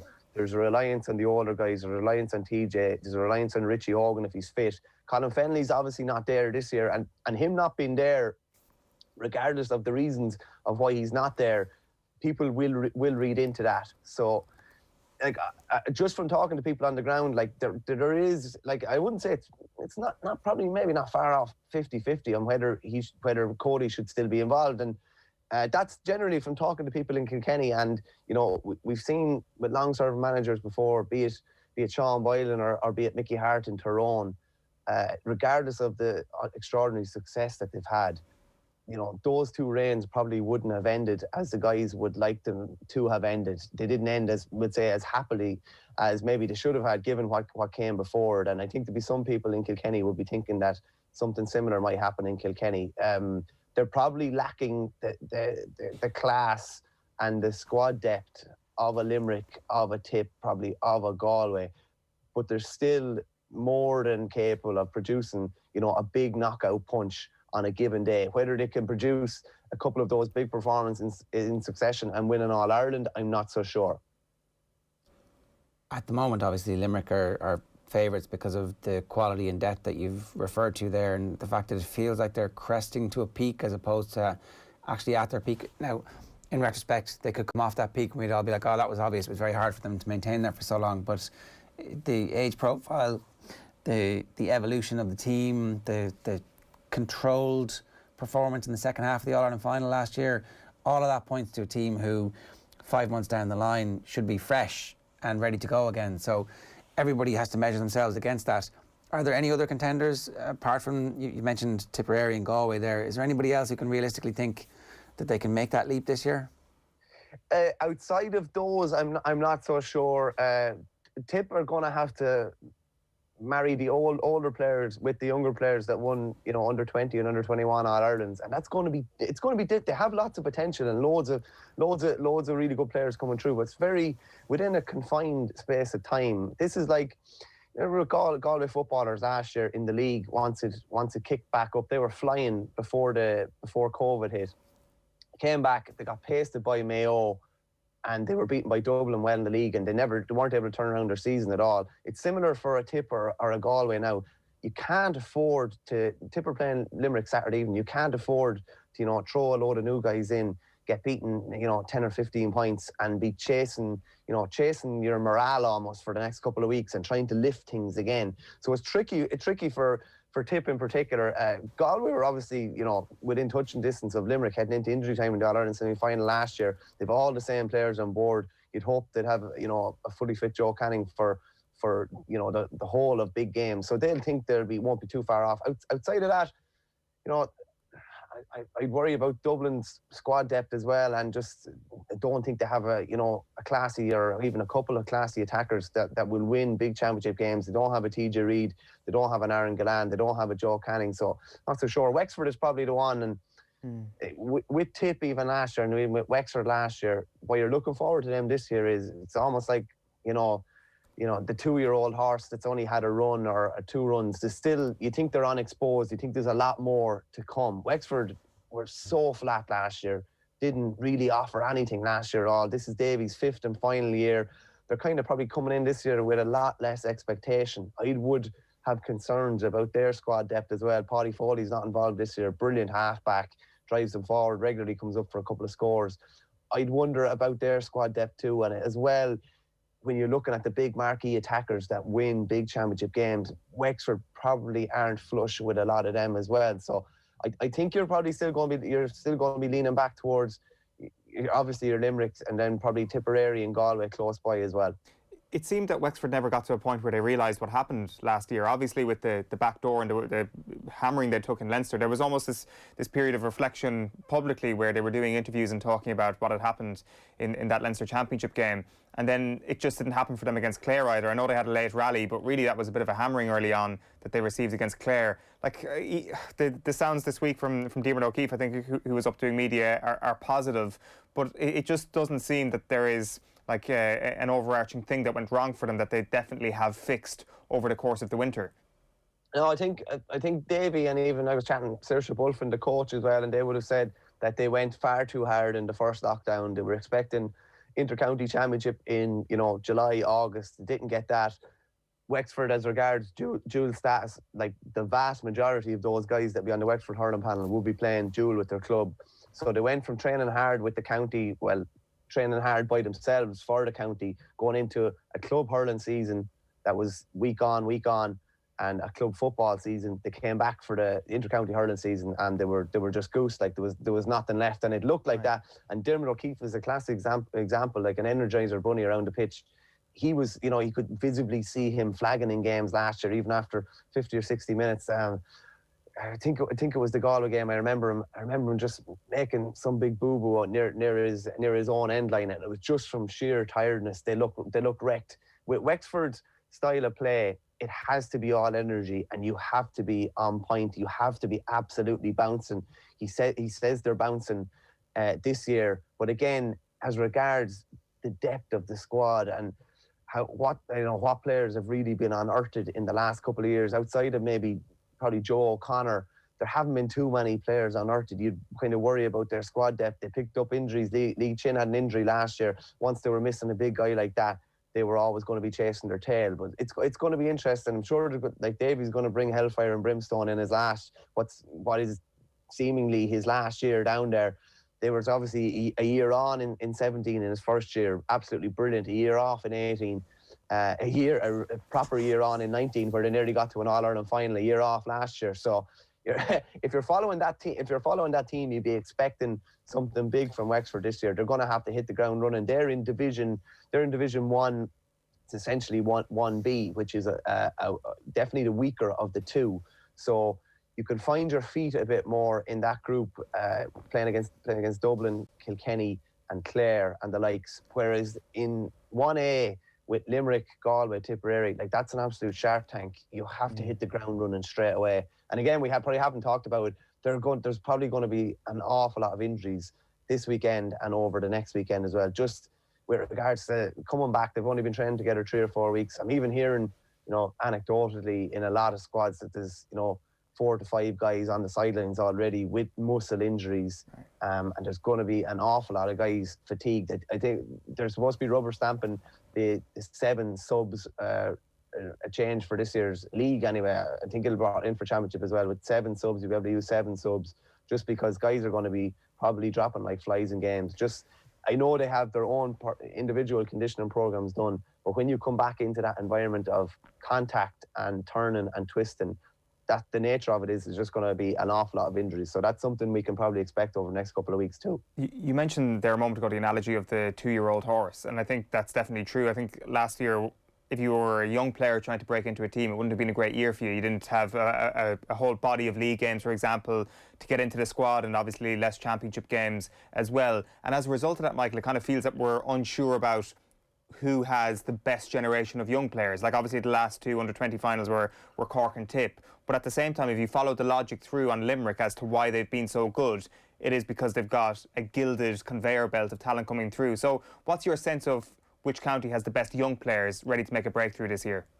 As regards Limerick, Limerick is an interesting one because Limerick are like the Dubs as well. While they will have underage success and they won the Munster Minor last year, that's not the aim. It's not the main aim. It's the same as the Dubs. The aim is to have a player ready to play inter-county at 21 or 22. Ready, like that's what they're focused towards. Success along the way is brilliant, but what they're focused on is getting them ready for senior inter-county. That's kind of where they are now. You probably won't see that many new faces involved in Limerick. Cathal O'Neill is probably one. He's doing the leaving cert. He's a really, really good forward. But given the strength that they have, it's like the Dubs. It's so much harder to break through onto that starting team. You might see a bit of them in the league, but you probably won't see too much of them. Whereas Tip are probably the main ones that you're going to see a lot of the guys that won under 20 and under 21 All-Irelands. Jake Morris was kind of a feature last year. He's probably likely to be featured more. Paddy Cadell will be in there as well.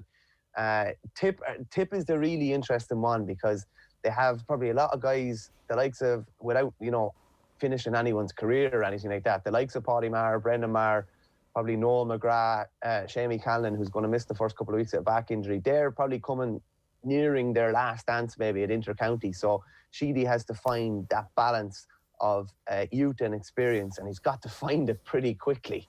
He's got to find it very quickly. One team we did mention, if we're talking about underage success, Cork have been thereabouts at underage level at minor and under 21 and under 20 in recent years. Kieran Kingston probably, I would say, it was probably a year too late, but he culled a good few guys over the winter. In his second term as boss, I probably thought coming in the first year that he would make the changes the first year back, but he made the changes in the second season. They have lots of really good young players as well. The likes of Shane Kingston, who we've seen a good bit of in recent years.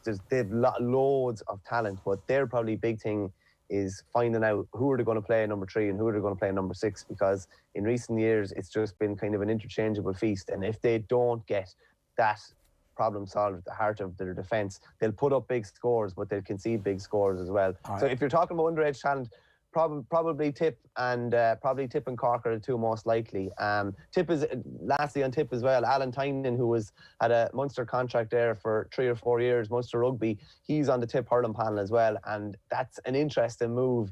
He wouldn't have played that much club hurling for Ross Gray in recent years, But Liam Sheedy's obviously taken a punt that, you know, he won on All-Ireland minor hurling with Tipperary, and he's taken a punt that if he gets him back in that environment, physically he'll have a huge amount to offer. It's just a matter of brushing his hurling up to speed. And he's going to be an interesting one. It's going to be an interesting season. Yeah, absolutely. You've whet the appetite for it brilliantly there, Michael. Thanks a million. Cheers. Cheers, guys. Michael Verney there. There was a 2-year-old analogy in the middle of all that, even though we said no horses. 5 minutes past 9 here this morning, OTB AM, live in association with Gillette.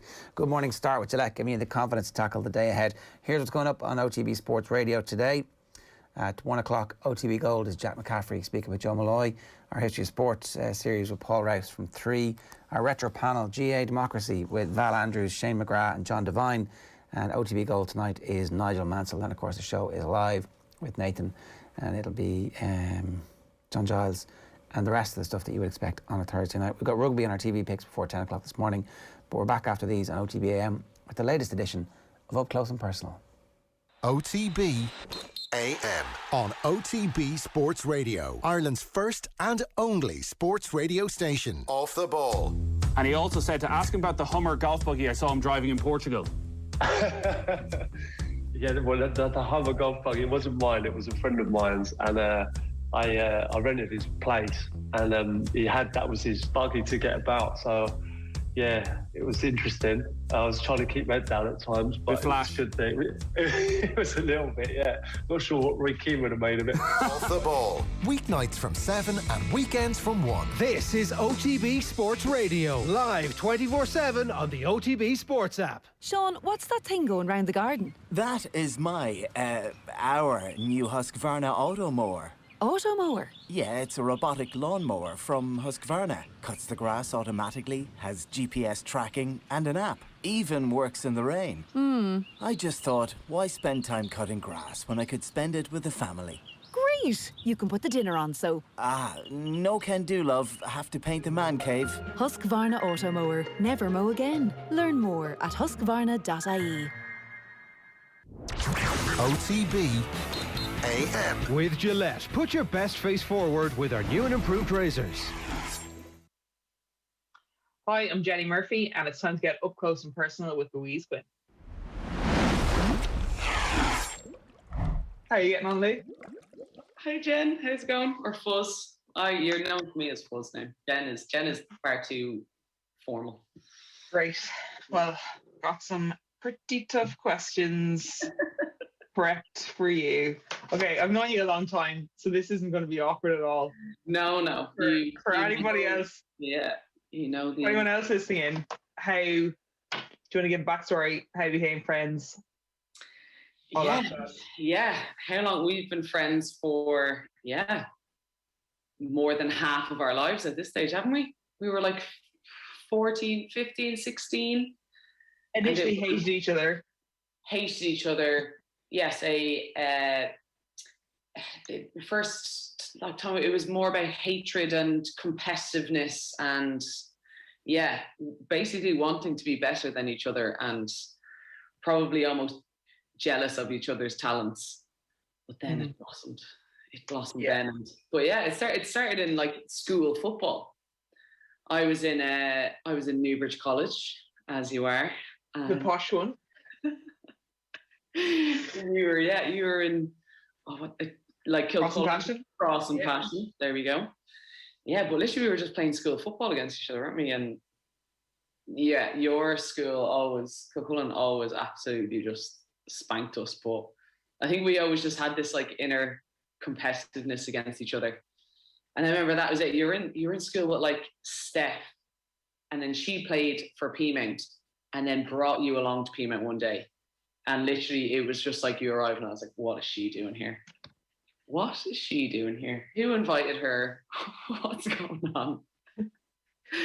But then literally, it's just... We realised that we weren't actually complete assholes. So No, we actually, we success. We don't have a lot in common, but we still liked each other, though, you know. Yeah, I think bonded over the fact that, like, I think we were on a trip to Wales, and still is like not sure about you. And then I saw how you listening or watching this, so don't get into. Oh yeah, well, the amount of pizza then that you ate. Yeah. It was impressive. So yeah, we'll move swiftly along, and if Jacinta's listening, apologies. Okay, so I've got to ask some tough questions. These are my brief. Okay, so we'll start off kind of easy. Your favorite win or memory that comes to mind. So your favorite win, a game, any particular one that you're like, that was a gem. Favorite win, I suppose literally one of the most recent ones was actually then with Fiorentina. And so we had gotten through the first stage of Champions League, and then we were into the next round, played Prague at home, drew 2-2. Then we went to Prague like the next week or the week after. And literally the game, you know what, the game was quite bad. Really we were just like missing chances. It was all very middle of the pitch. I was enjoying it though. Things were going well, but then literally it got to the last. I think there was like 6 minutes at a time. I don't know why, and we got to the 5th minute, and we just got a free kick randomly outside the box, and one of our smallest players, like 35 years old. This is like, so Daniela Sabatino, right? Like just Italian through and through. And she just got her head on the end of the ball and knocked it into the bottom corner, and just celebrating that goal was just one of, like, I'd been through, I felt like a bit of that football had been mean to me, you know what I mean? Things weren't going well, like some things with the Irish team. A few weeks earlier, I'd gotten a red card because the Italians like to go down like a sack of spuds. So, I was just like, oh, this is tough. But then this moment happened, and we had that win to get through then to the next round of the Champions League. And that buzz and that feeling just like came rushing over me again, and just the celebrations. You can imagine then the Italians celebrating like crazy, and just, it was just, incredible. So that's your gem. And then I'm going to go, like, I know you've had like plenty of great wins and stuff as well, but what's the one that hurts the most? Oh yeah, no, again, very recently, it's got to be, the Irish team against Ukraine in the UEFA qualifiers, and we could have gone on and got ourselves a playoff spot, but unfortunately we just couldn't. We couldn't finish our dinner that day. We couldn't put the goals away, and just really unfortunate, and it hurts. But you've got to grow from it. You've got to move on from it. The next plan is then obviously to qualify for a World Cup. So these things happen, but and it hurt a lot. And I think even because of like COVID and stuff, you felt like you couldn't even like console each other. That was like the atmosphere at that time. So it was just a really weird and tough moment. Are you finding, like, especially being away from home and like you're based in Florence at the moment, that when the losses happen, they somehow suck even more, and when you're winning, they're maybe that extra little bit sweeter, because like all you've got to look forward to is maybe an extra walk or a bit of extra fettuccine afterwards? Like, I don't know. Literally, we celebrate with a pizza every, pretty much every game. The staff always enjoy their wine the night before a game, and I'm like, don't rub this in our face when you're, enjoying this delicious food. Is pineapple like verboten in that face even? Don't mess with their food. I've been given out to so many times. Like, I've heard a lot of curse words towards me in Italian if I've like mixed plates. So don't, when people are making their pasta the night before a game and throw a bit of veg in and a bit of chicken. No, Louise, you don't do that. You do not mix other foods. Pasta is perfect the way it is. Do not change anything or add anything. So if you try like I can't even drink a cappuccino after 11 o'clock, apparently. So then, like, I go in and I'd go into a cafe and I'd order an Italian, and then, or I'd say something, we'd say hello, and it would all be in Italian, it'd be lovely, and I'd be like, in Italian, I'd ask for a cappuccino. And they're like, okay, do you want that to take away? And I'm like, we were speaking so good Italian, but then they knew I was a foreigner as soon as I ordered a cappuccino. It's just forbidden. They laughed at me the first time I ordered a cappuccino at like 1 o'clock in the day. So.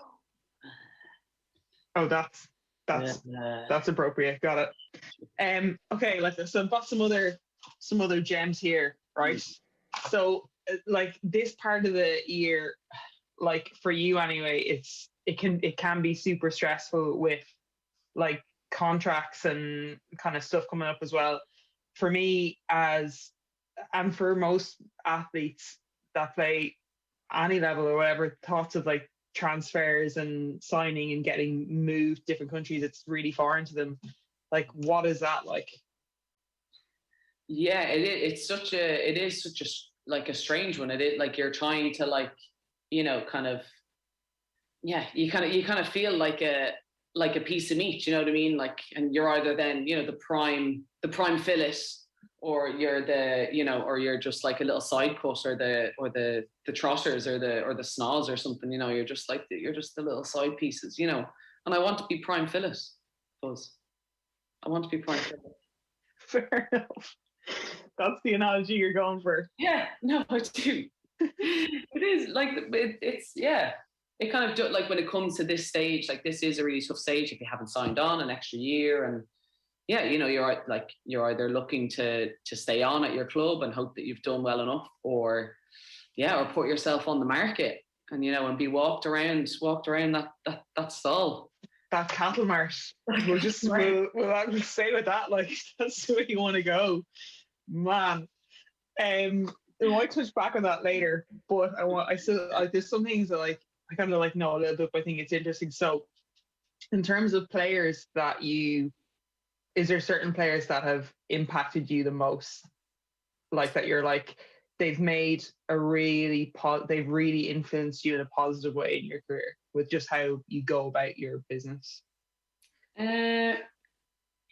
So, yeah, there would definitely be. So my friend Annika, or Bev as she was in Sweden. So she was just like the ultimate professional. She was the one who like got me in shape. She gave me a training program. She gave me an eating program. She kind of basically taught me how to kind of be a professional. And she was just my teammate. And then thankfully she was also a physio. So any little things that were going on, sometimes you like, you know, go in, get her to give the hammies a little rub, or just do whatever, you know, off business. But she literally was just like kind of like, yeah, like your mother, your sister, and your best friend, like wrapped into one. And she was just a demon on the pitch as well. Like she actually wanted to apply for like Gladiator in Sweden at one stage. Like she was, I don't know what her like nickname would be in it, but yeah, no, she was just like the prime professional. Really like taught me so many things. And then playing with like Kim Little in Arsenal again, she's like, you know, very, very quiet, but then when it comes on the pitch, she is like this like red mist comes over, and she's just like, she defends for the team, she attacks, she scores goals. Maybe things aren't going right, just give her the ball, she'll make something happen. And then I'll give you your little shout out as well. Like you've been through some of the tough times as well. You've had a couple of injuries that, like, you know, have really affected you and affected, you know, your career and all that. But I think when you came back, first of all, from like your long-term back injury, and then, yeah, you did the ACL, but just how you've been able to overcome that and, you know, also kind of get on with life and do everything. That is just like, that's special. And it shows like, yeah, maybe if I am having a bit of a crap time, like not understanding Swedish or Italian, or, you know, feeling annoyed or that I had a bad game, you know, at least then, you know, I would call you straight away and you'd be in your knee brace and you just give me the best advice ever. And then, yeah, you know, so those little moments.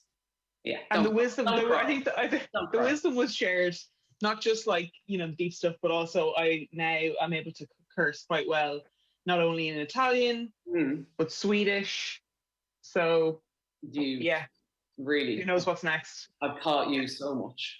I know. Like, I don't know what, like, so I know like you're kind of touching on the kind of tough times and stuff and you're having a bad day, but is there like an overall like something that maybe like people aren't aware of, just in terms of professional sports or sports, do you think is the toughest part of the game? Yeah, the toughest part of the game. Yeah, listen, there's exactly, like, I mean, such a privileged position as it is, like, to still be playing, to have played pretty much. So yeah, the start of lockdown, everything was shut down. But then from then on, we've been, lucky to have, get tested all the time, still be able to go out and do our job.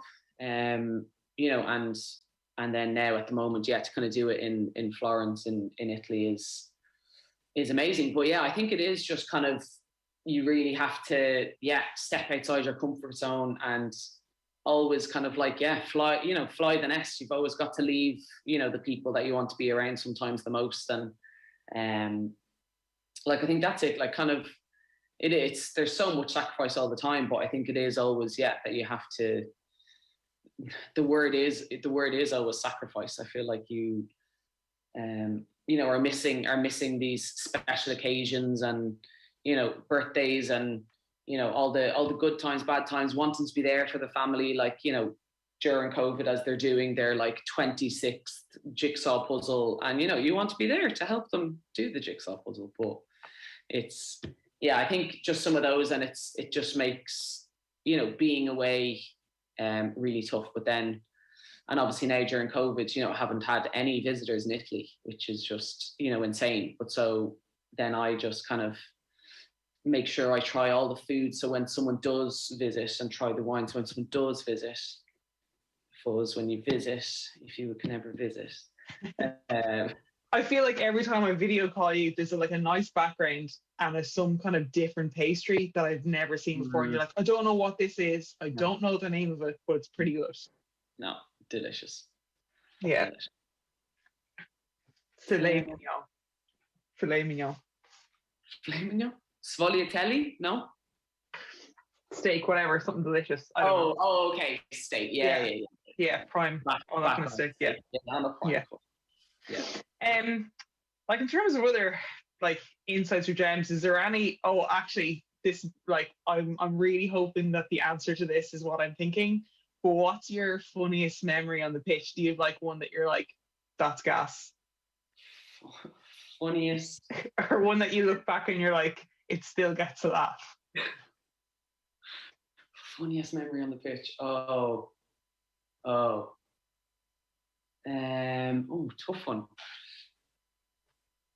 Yeah. You know this one. I'm really hoping this is, So yes, when I played in Sweden, in the league at the time, there was basically the best player in the world, Marta. So, the Brazilian that's just untouchable, and like literally has won Champions League, has just, her status. She is the Brazilian number 10 on her jersey, just Marta, just a single name. I actually don't even know if she has a second name. She's just Marta, and we were playing them, and it was like my second season, and she was just running rings around us. And then it was towards the end of the game. I think we were like losing like 2-0 or whatever. And then, I took her down at the edge of the box because I was sick of her just running rings around us. And I was probably also just really tired and probably didn't even mean it. But then in Swedish, she said to me, and obviously I didn't have a clue at the time, she started like kind of screaming at me or like just yelling at me. But basically then the girls, like after it happened, they were like, Lou, like, do you know what she said to you? And I was like not a clue. She was angry though. But basically Marta, the best player in the world, just called me a tall loser. And it's just... It still cracks me up. It's so good. Tall loser. I guess technically she was correct. I am tall and we were losing the game. So I just hope she didn't mean to be as personal as she was, Maybe it was just, you are a tall person who is losing a game. That's what I take it as. Yeah. Yeah, that's what I was thinking of. I'm really glad that you touched on that. No problem. I know it's not like... Go on. No, I was like, like, to be honest, that was my main agenda for this interview, was to make sure that people know about your tall loser story.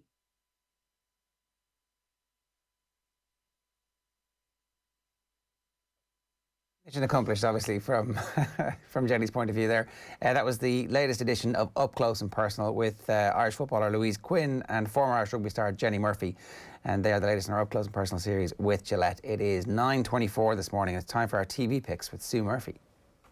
Sue, good morning to you. Hi, guys. How are you? I'm good. Any more fallout from the Oscars? Anything else that you want to get annoyed about and get out about? I feel like once I said about Nomadland, I just, like, there was a load of people just going, what is wrong with you? Like, you're literally the only person who didn't have any kind of personal connection with this film. But I still stand by it. I still don't think it was as good as Promising Young Woman. I know a lot of people disagree with me on that, but...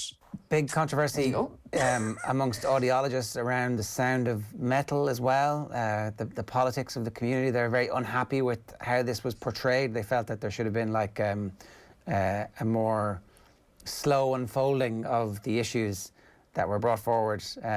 There's a long read on the internet if you want to waste your time on that one, actually. Let's move on. What are we talking about this week? Well, I don't know if have you seen Handmaid's Tale? I saw Have you watched the first 3 seasons? And most of the second, and then drifted away.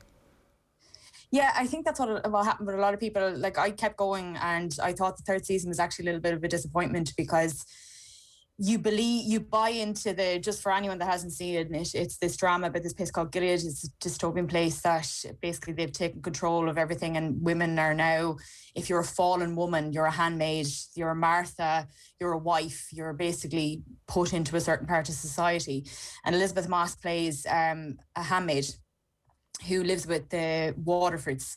And like, the series is brilliant, but it really makes you believe that Gilead is this really scary place that, you know, if you step out of line at all, you're going to die, you're going to end up in the wall. And what I'm finding hard to buy into now at this stage is that the rebellion is going so well. Because I always kind of went, oh, there's no way they would have got away with this 2 seasons ago. Now, maybe it's because Gilead is starting to collapse a little bit. Some of the ideology around it is starting to collapse. The Marthas are upset with what's happening to the children that's in the houses, stuff like that. So it is still really good, though. You know when you watch something and you're like, even on your bad day, you're still really good. And that's what I find about that. Like, I still want to watch the next episode. I'm still taking in, like, as soon as they showed, like, I saw the first 2 episodes of season 4, and it's out tomorrow night in RT2. But I really, like, they sucked me in with the roundup of everything that had happened. I was like, yes, I'm back in. I really want to watch this. So it's still good acting, still good script, still great story. I just think when they moved, the book doesn't really deal with this section. I don't know if you've read the book. Like, the book is one of my favorite books, and they kind of round that up in the last chapter very, very quickly. So they were working without source material, and I always find as soon as you move it outside source material... I was actually trying to Google there, what about the source material. So just explain, when did the book end in terms of the series? So trying not to give anything away in case people haven't seen this. But even in terms of the number of episodes, or which season? So it would have been around the series 2. Now, they still kind of make reference to stuff that happens in the book, if you know what I mean. So it's not completely gone. But the end of the book is basically June kind of disappears from the book. And then you hear about this person that is supposedly called June, that was the leader of this rebellion. And it's kind of like an epilogue. It just happens very, very quickly. So they're basing all of the stuff that's a kind of the end of season 2, 3, 4, and stuff that they just have in one chapter. Whereas the first season was very faithful to the book, you know. Now there's a second book called The Testaments that Margaret Atwood. And is that connected to the TV series or no? So in some ways they just reference June, because June became this huge big person in this rebellion, and very important person in rebellion, but it's about another handmaid. So it's kind of the end of Gilead. Like, I really like The Testaments, but I felt like it didn't need it. Like, The Handmaid's Tale is complete. It's a brilliant book. But they have some material in that they're able to go off, but it's still not as good as the original. Have you seen any of this? No, I haven't. But we were talking about it last week as well. It's a big series for it too. Yeah, like I think it's just brilliant. there's something about The Handmaid's Tale when you're watching it that you're like, basically Margaret Atwood, when she was writing, it was like everything that's in these books has happened in some way in the world to women. And that's a terrifying thought, because there are really bad things that happen to women in these books. And I think it's really well depicted, and it's a great drama, and it's very smart. But yeah, I think they're delighted to get something like this season out, because they were held back by COVID as well. So just having something that's this big is brilliant. Okay, so that is on RTE telly a little bit earlier than the UK. That first, so it's tomorrow night. Episode of season 4, is it, or season 3? Season 4 is on at 10:30 tomorrow night, and you can get 1 to 3 on Amazon Prime if you want to go back and watch it. Okay, all right. The Ian Wright Home Truths documentary on BBC. Yeah, no, I haven't seen this yet. I just wanted to put it down as a pick because it's a BBC pick, so you don't really get access to the screeners around BBC. But I don't know if you guys have listened to his Desert Island Discs, where he talked about the abuse he suffered as a child, and his mother suffered from his stepfather, who was a very cruel man. Like, he talks in the podcast about how he used to make him stand against facing the wall when Match of the Day came on, because he knew he wanted to watch it so bad. And he witnessed a lot of abuse in the house with his mother, who was regularly beaten up by his stepfather. Really harrowing listening. He gets very emotional on the podcast, and this is kind of a play on from that. It kind of moves on from that point, and he talks to people who are survivors. He speaks to a therapist. He goes back to his school. He goes back to the old house where all of this happened, which obviously must be a really difficult thing for him to do. But he talks about how 1.6 million women in the UK suffered domestic violence, and 90% of that was witnessed by a child. And often in those days, children were forgotten, and women had to be physically show signs of abuse before anything was done about it. So it's just, I would really recommend listening to the Desert Island Discs. He is brilliant on it, and this just looks really, really good. And it's obviously a topic that's very close to his heart. Yeah. I haven't listened to the Desert Island Discs. And when is this on, sorry? It's on tonight at 9 o'clock on BBC. Okay. It's called Home Truths, and it's a documentary by Ian Wright. So some stuff that people might have missed. That's one of the best parts, and the things that people talk to us most about this slot is that you get some recommendations of stuff you might have missed. Yeah, like I always try and pick stuff as well that has a bit of meat in it, so you'll be able to go in and watch a few seasons or something. But I don't know if you guys have seen The Good Place on Netflix. I actually got really obsessed with this when it was out, and I couldn't wait, because they were doing a week-by-week release on Netflix for this, which isn't obviously the way Netflix operate. It's Kirsten Bell, and she plays Eleanor, who is not the best person in the world, and she dies and ends up in the good place.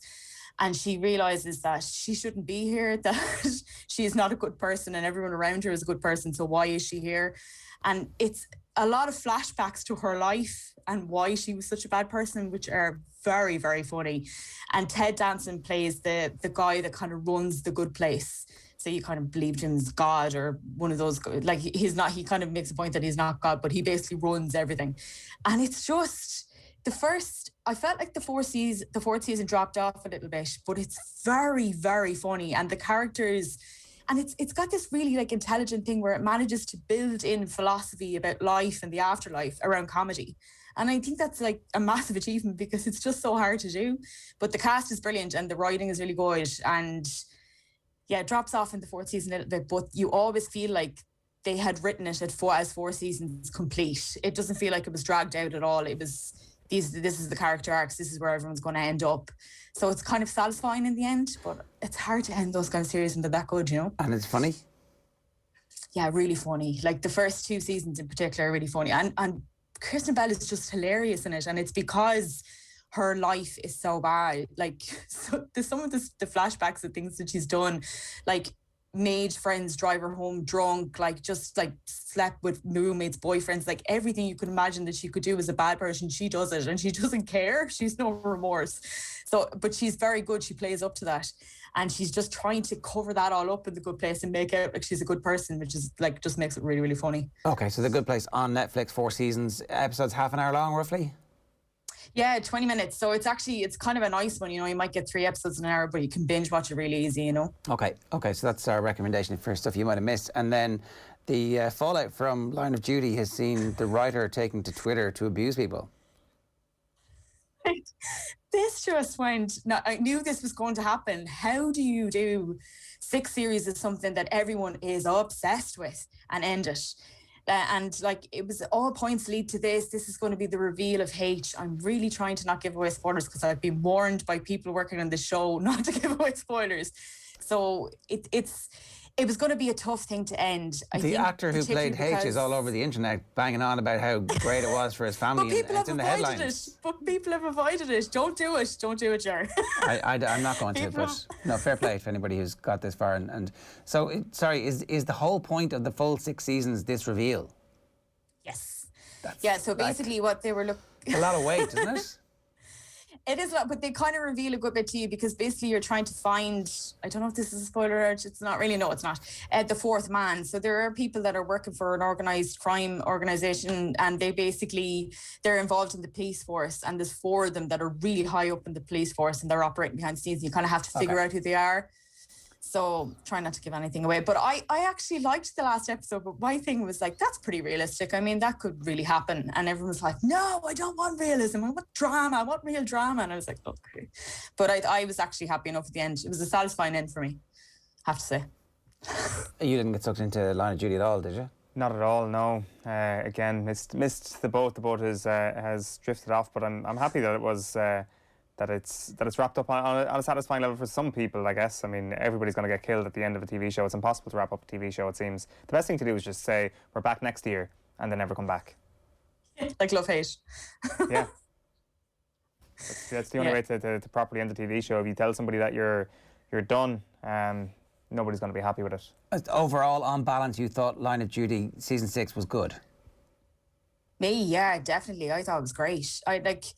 There was 2 episodes in this that were probably 2 of the best episodes across the entire... Like, there was one particular van chase in the 4th episode, that is amazing. And I did like they kind of left it open enough. I don't think it's totally finished.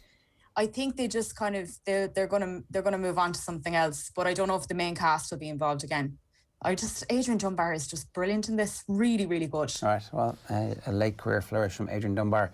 A Dunbar-essence, is that what we're calling it? Sue, good stuff. Thanks very much.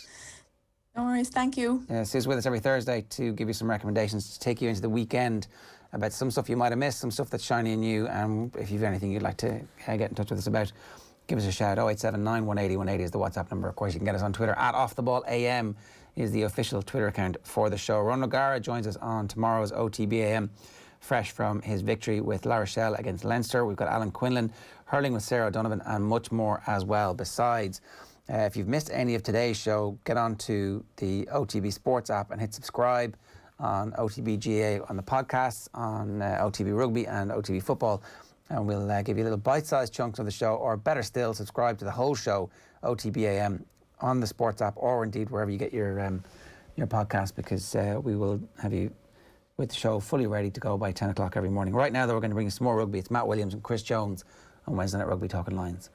Matt, I know in the context of O'Gara, you're absolutely a proponent of him biding his time, which, to be fair, he seems to be doing. He's in no rush to get to La Rochelle. Well, he's done his talking for all of us. He just signed a new contract as Director of Rugby, because technically Jono Gibbs is Director of Rugby and Ronan works for Jono.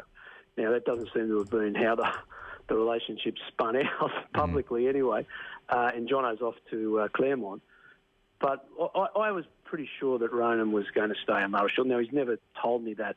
You know, we've had some conversations, but he never said, I'm definitely staying, this is what's going on. But you've also got to see, Ronan's a young man, he's got a young family, they're living in a beautiful part of France, they're learning another language. He's gaining great experience as a head coach, and Ronan has said to me, and he understands, he's at the beginning of his journey, and you have to pace that out as you go through. And he has only been a head coach for a brief period. He's been around the traps and done a lot of learning, and he has got an incredibly good rugby mind ticking all the time. His thinking is fantastic. He's climbing the mountain a different way. I love talking rugby with him, and he is smart, right? The guy doesn't do what he did on a rugby field and do what he's done since then without being smart. So he's re-signed there, and I had very little doubt. I would put it the other way.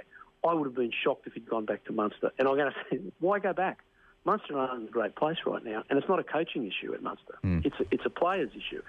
And I think Ronan O'Gara, and for the long-term good of Irish rugby, has made the exact right choice.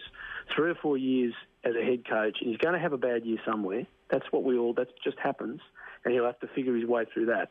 And that's important for him as well, just as learning about winning is. You've got to learn to get through those hard years, because when you get to international level, you don't come through a season with 90%, very rarely. You know, it's a tough, the international gig is a tough gig, and a very different gig. So he needs to get a library of experience under his belt before he takes it. He's done exactly the right thing by signing at La Rochelle. Matt, just a last broad point on Leinster, and I should let people know Stuart Lancaster is going to be on OTB AM tomorrow morning, so that would be really interesting chat. So this power issue has raised its head again. So that asks a question, I suppose, of management. Is there a plan B that works against this type of approach?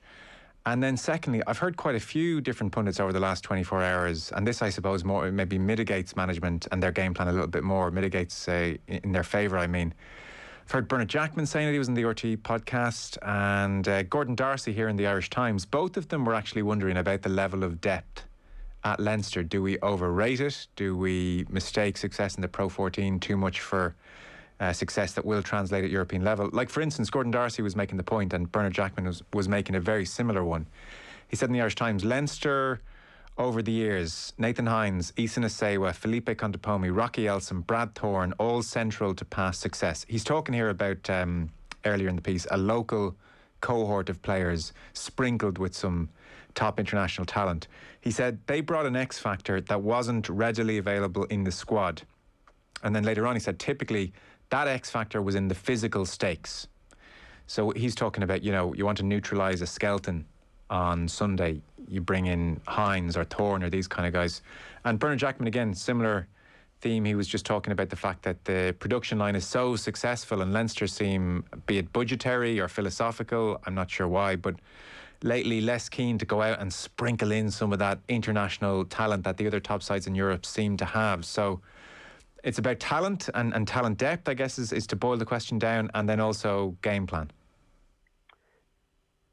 It's an interesting topic, Joe. I find the reaction of the Irish rugby media very, very much that, reactionary. After they beat Exeter, you know, they had them painted so high up the wall that they needed a ladder to get to them. You know, so you're never going to win Europe every year. That's why Leinster have only got 4. Your teams have got 4. You can't win it every year. They got beaten by a better side. Do they need some more power in that pack? Yes, they do. Now, we also have to say that you've got Scott Fardy, who has been a absolutely sensational worker for Leinster, coming to the end of his career. You've got Dev Toner coming to the end of his career, Roos Ruddock coming towards the end. They've got the power of your team comes from your second rowers. And James Ryan has been quiet, and they need some more power coming into that side, and they need some fresh blood for sure. You can see what a lack of power does when Maro Toje, who has been absolutely incredible for the last few years, has a quiet year, and what that does for England. You definitely need your locks to provide the power for the team, and that didn't happen on Saturday. Ruddock went off. You've got Kane Doris, who I suspected might have been a Lion before he got injured early in the year. He's not there. So, yes, they do. I don't think there's a panic stations. I think making the semi-finals of Europe is still a pretty good result, but they did get beaten on power, and it has happened a few times. On the other hand, if you spoke to the people at Exeter with a very good Exeter pack, they got outpowered, Leinster outpowered them. So there are days away from home, a long way in France. You know, it is possible that you have a bad day. I would be very surprised if Leinster start throwing the baby out with the bathwater, but I would suspect that they do need to recruit. But, mate, the Irish clubs have, compared to the French clubs, there's no sugar daddy pumping millions into Leinster like La Rochelle have. Their budget is, I believe, almost 3 times or 4 times bigger than Leinster. So they have to live within their means, and COVID has meant the means for the Irish provinces is even less than it was before. Yeah. So there's some reality to be had there. Yeah, no, for sure. And COVID has probably changed things. I suppose here we're talking about a sprinkling of talent, and you do wonder if Munster can go out and bring in Deolande and R.G. Sneeman and these kind of players. Surely Leinster have the finances somewhere. Like, a lot of their players are centrally contracted as well. Yeah, I would suspect you're right, Joe. Those two players you mentioned for Munster have not come in. Now, we know Snowden's had a very bad injury, but they haven't come in and set the world on fire either. So we have to be very careful here on how you go about it. Brad Thorne was a special player. Rocky Elsom that year was the best number 6 I've ever seen come out of Australia for 18 months. And he was not good. He was absolutely exceptional. This is we did a long-term was a long-term asset for the club. So they chose their overseas players very carefully and very thoughtfully, and they have done that for a long time. They've been very good at it. So I suspect that with the end to Scott Vardy, Dev Toner's got a year, Maurice Ruddock comes at the end, I suspect you'll see some looking at the market and seeing who wants to come north. But right now, yeah, they got done on that game. Look, as a long-term watcher of Leinster, I wouldn't say I went away from that game and I'm just distraught and I'm worried. They got beaten by a better side in the day. They need a bit of tweaking, but that's still a very good team that didn't perform on that particular day. Okay, fair enough. Before we get into lines, and I should prepare everyone, Chris Jones has picked his lines 36. I saw a grand total of 4 Irishmen make it. I mean, we're back to the bad old days of 1997 here. All-time low here, Chris. Ulster 24, Leicester 33 at Welford Road. Ulster were 16-7 up at half-time, Chris, and then, boom, 20 unanswered points. What was your sense of this game? Was there any great shift in what Leicester were doing, or did Ulster go into their shells somehow? What a strange second half, considering where they were. Interesting, because I saw Jared Payne came out and said that Ulster sort of stopped playing. At half-time, I thought Ulster were going to wipe the floor of Leicester. We saw what Ulster did to Harlequins a few weeks earlier. Danny Kerr on our podcast has played against Ulster a fair bit in recent years, and he thinks they're a quality side who were kind of overdue a trophy. And this seemed a perfect opportunity, didn't it, for Ulster to bag something.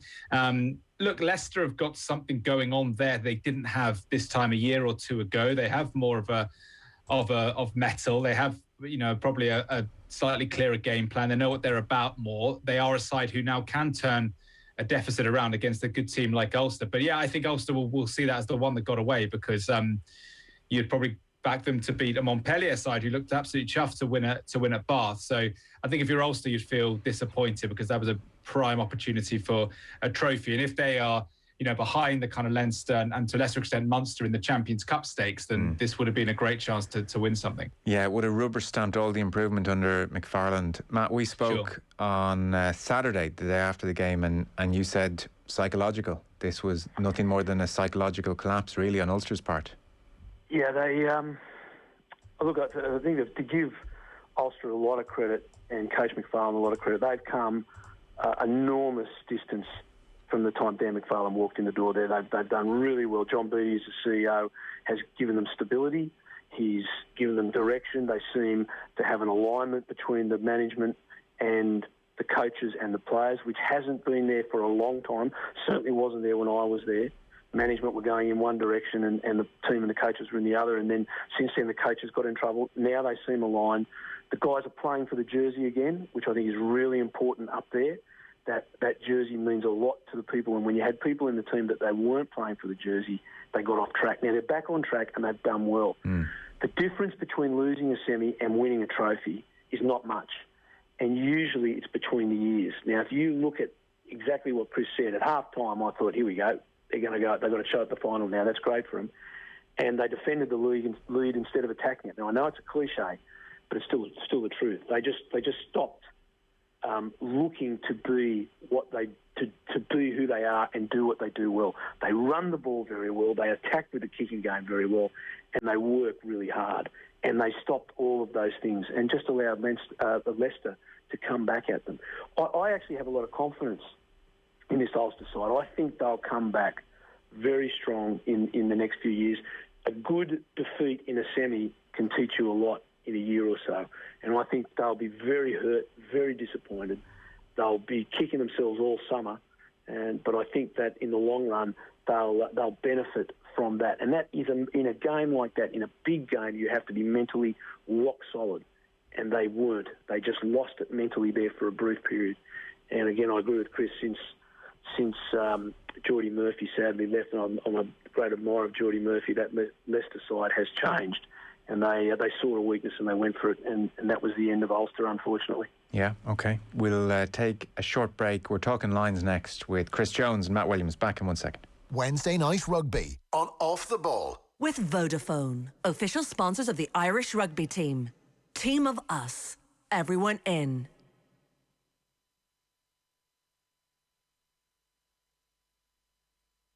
Wednesday night rugby on Off the Ball. With Vodafone, official sponsors of the Irish rugby team. Team of us. Everyone in. Now you're welcome back. We have much to discuss. Matt Williams with us still, and Chris Jones, very happy to say Chris with us, the BBC's rugby correspondent, part of the 5 Live Rugby Union pod as well. Our rugby coverage is with thanks to Vodafone, hashtag Team of Us, everyone in. We have talked defeats for Leinster and Ulster in Europe. We are turning our attention to the Lions squad announcement. Tomorrow, 12:30, the captain will be announced about 12:10, expected to be Alan Wynne-Jones. 36-man squad will be named, smallest squad since 1997. Chris, is the 36-man squad, as opposed to, say, 41 in 2017, 37 2013 wasn't huge, 37 as well, 09 not huge, 44 obviously in 05 under Woodward. Is 36 down to COVID? Is that the main impetus behind that, or was Gatlin looking to shorten it a touch anyway? I don't know whether it's to do with also the time zones, and getting someone over to South Africa is a completely different story to getting someone over to New Zealand. There's a couple of fewer games, aren't there, compared to 2017, 8-game tour rather than 10, and maybe they want to keep the bubble as small as possible, as tight as possible. So I think there are a few factors that go into it, but yeah, the shorter tour, the factors in South Africa, I think, contribute to that. But I think I've got 6 or 7 Irish in my squad, Joe. You had me down as 4. I think I've got definitely Furlong, definitely James Ryan, Tyke Byrne, definitely Conor Murray, Robbie Henshaw, Gary Ringrose, and then Cian Healy if Rory Sutherland's not fit, which looks likely. So I think I've got 7 out of 36, even if it's 1 or 2 fewer than you guys might want to expect. No, that's okay. Sorry, apologies. I didn't know you had Ringrose in. So I did, yeah. 1 of 4 centres with Henshaw, Don Davis and Henry Slade. So you have Tyke Furlong in up front, you have James Ryan in, you have Tyke Byrne in, no back rower, you have Conor Murray in, you have no Johnny Sexton in, you have Henshaw and Ringrose. So I make that 6, and then Cian Healy should injury should required. Rory Sutherland not be? And I think if Rory Sutherland's up against it, I even heard he wasn't in the sort of wider contention. I'm not sure exactly where he's at with his injuries, 4 or 5 weeks at least from fitness. So I think Cian Healy will go, and I think Andrew Porter's going to go because he can play both sides. I think he's got a great chance. I think Sexton's a really interesting call that is kind of splitting a lot of pundits, a lot of fans. I think Ian Henderson's got a great chance because of how he performed in 2017 and his versatility.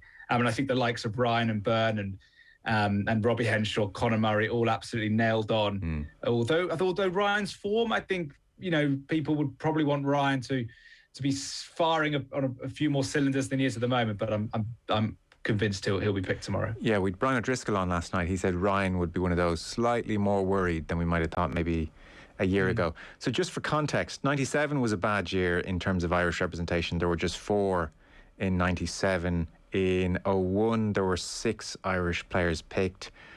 2013, we had 9. 2009, obviously, was the best. We had 14, and Paul O'Connell as captain. That was the bumper year. In fairness, 2017, admittedly a 41-player squad, but there were 11 picks there. So about a quarter, give or take, and about a quarter of 36 would be 9 players is where we are. So talk to us about Sexton then. You had, Bigger, Farrell, Russell as your 3 out halves. Where were you on Sexton? What were the thoughts?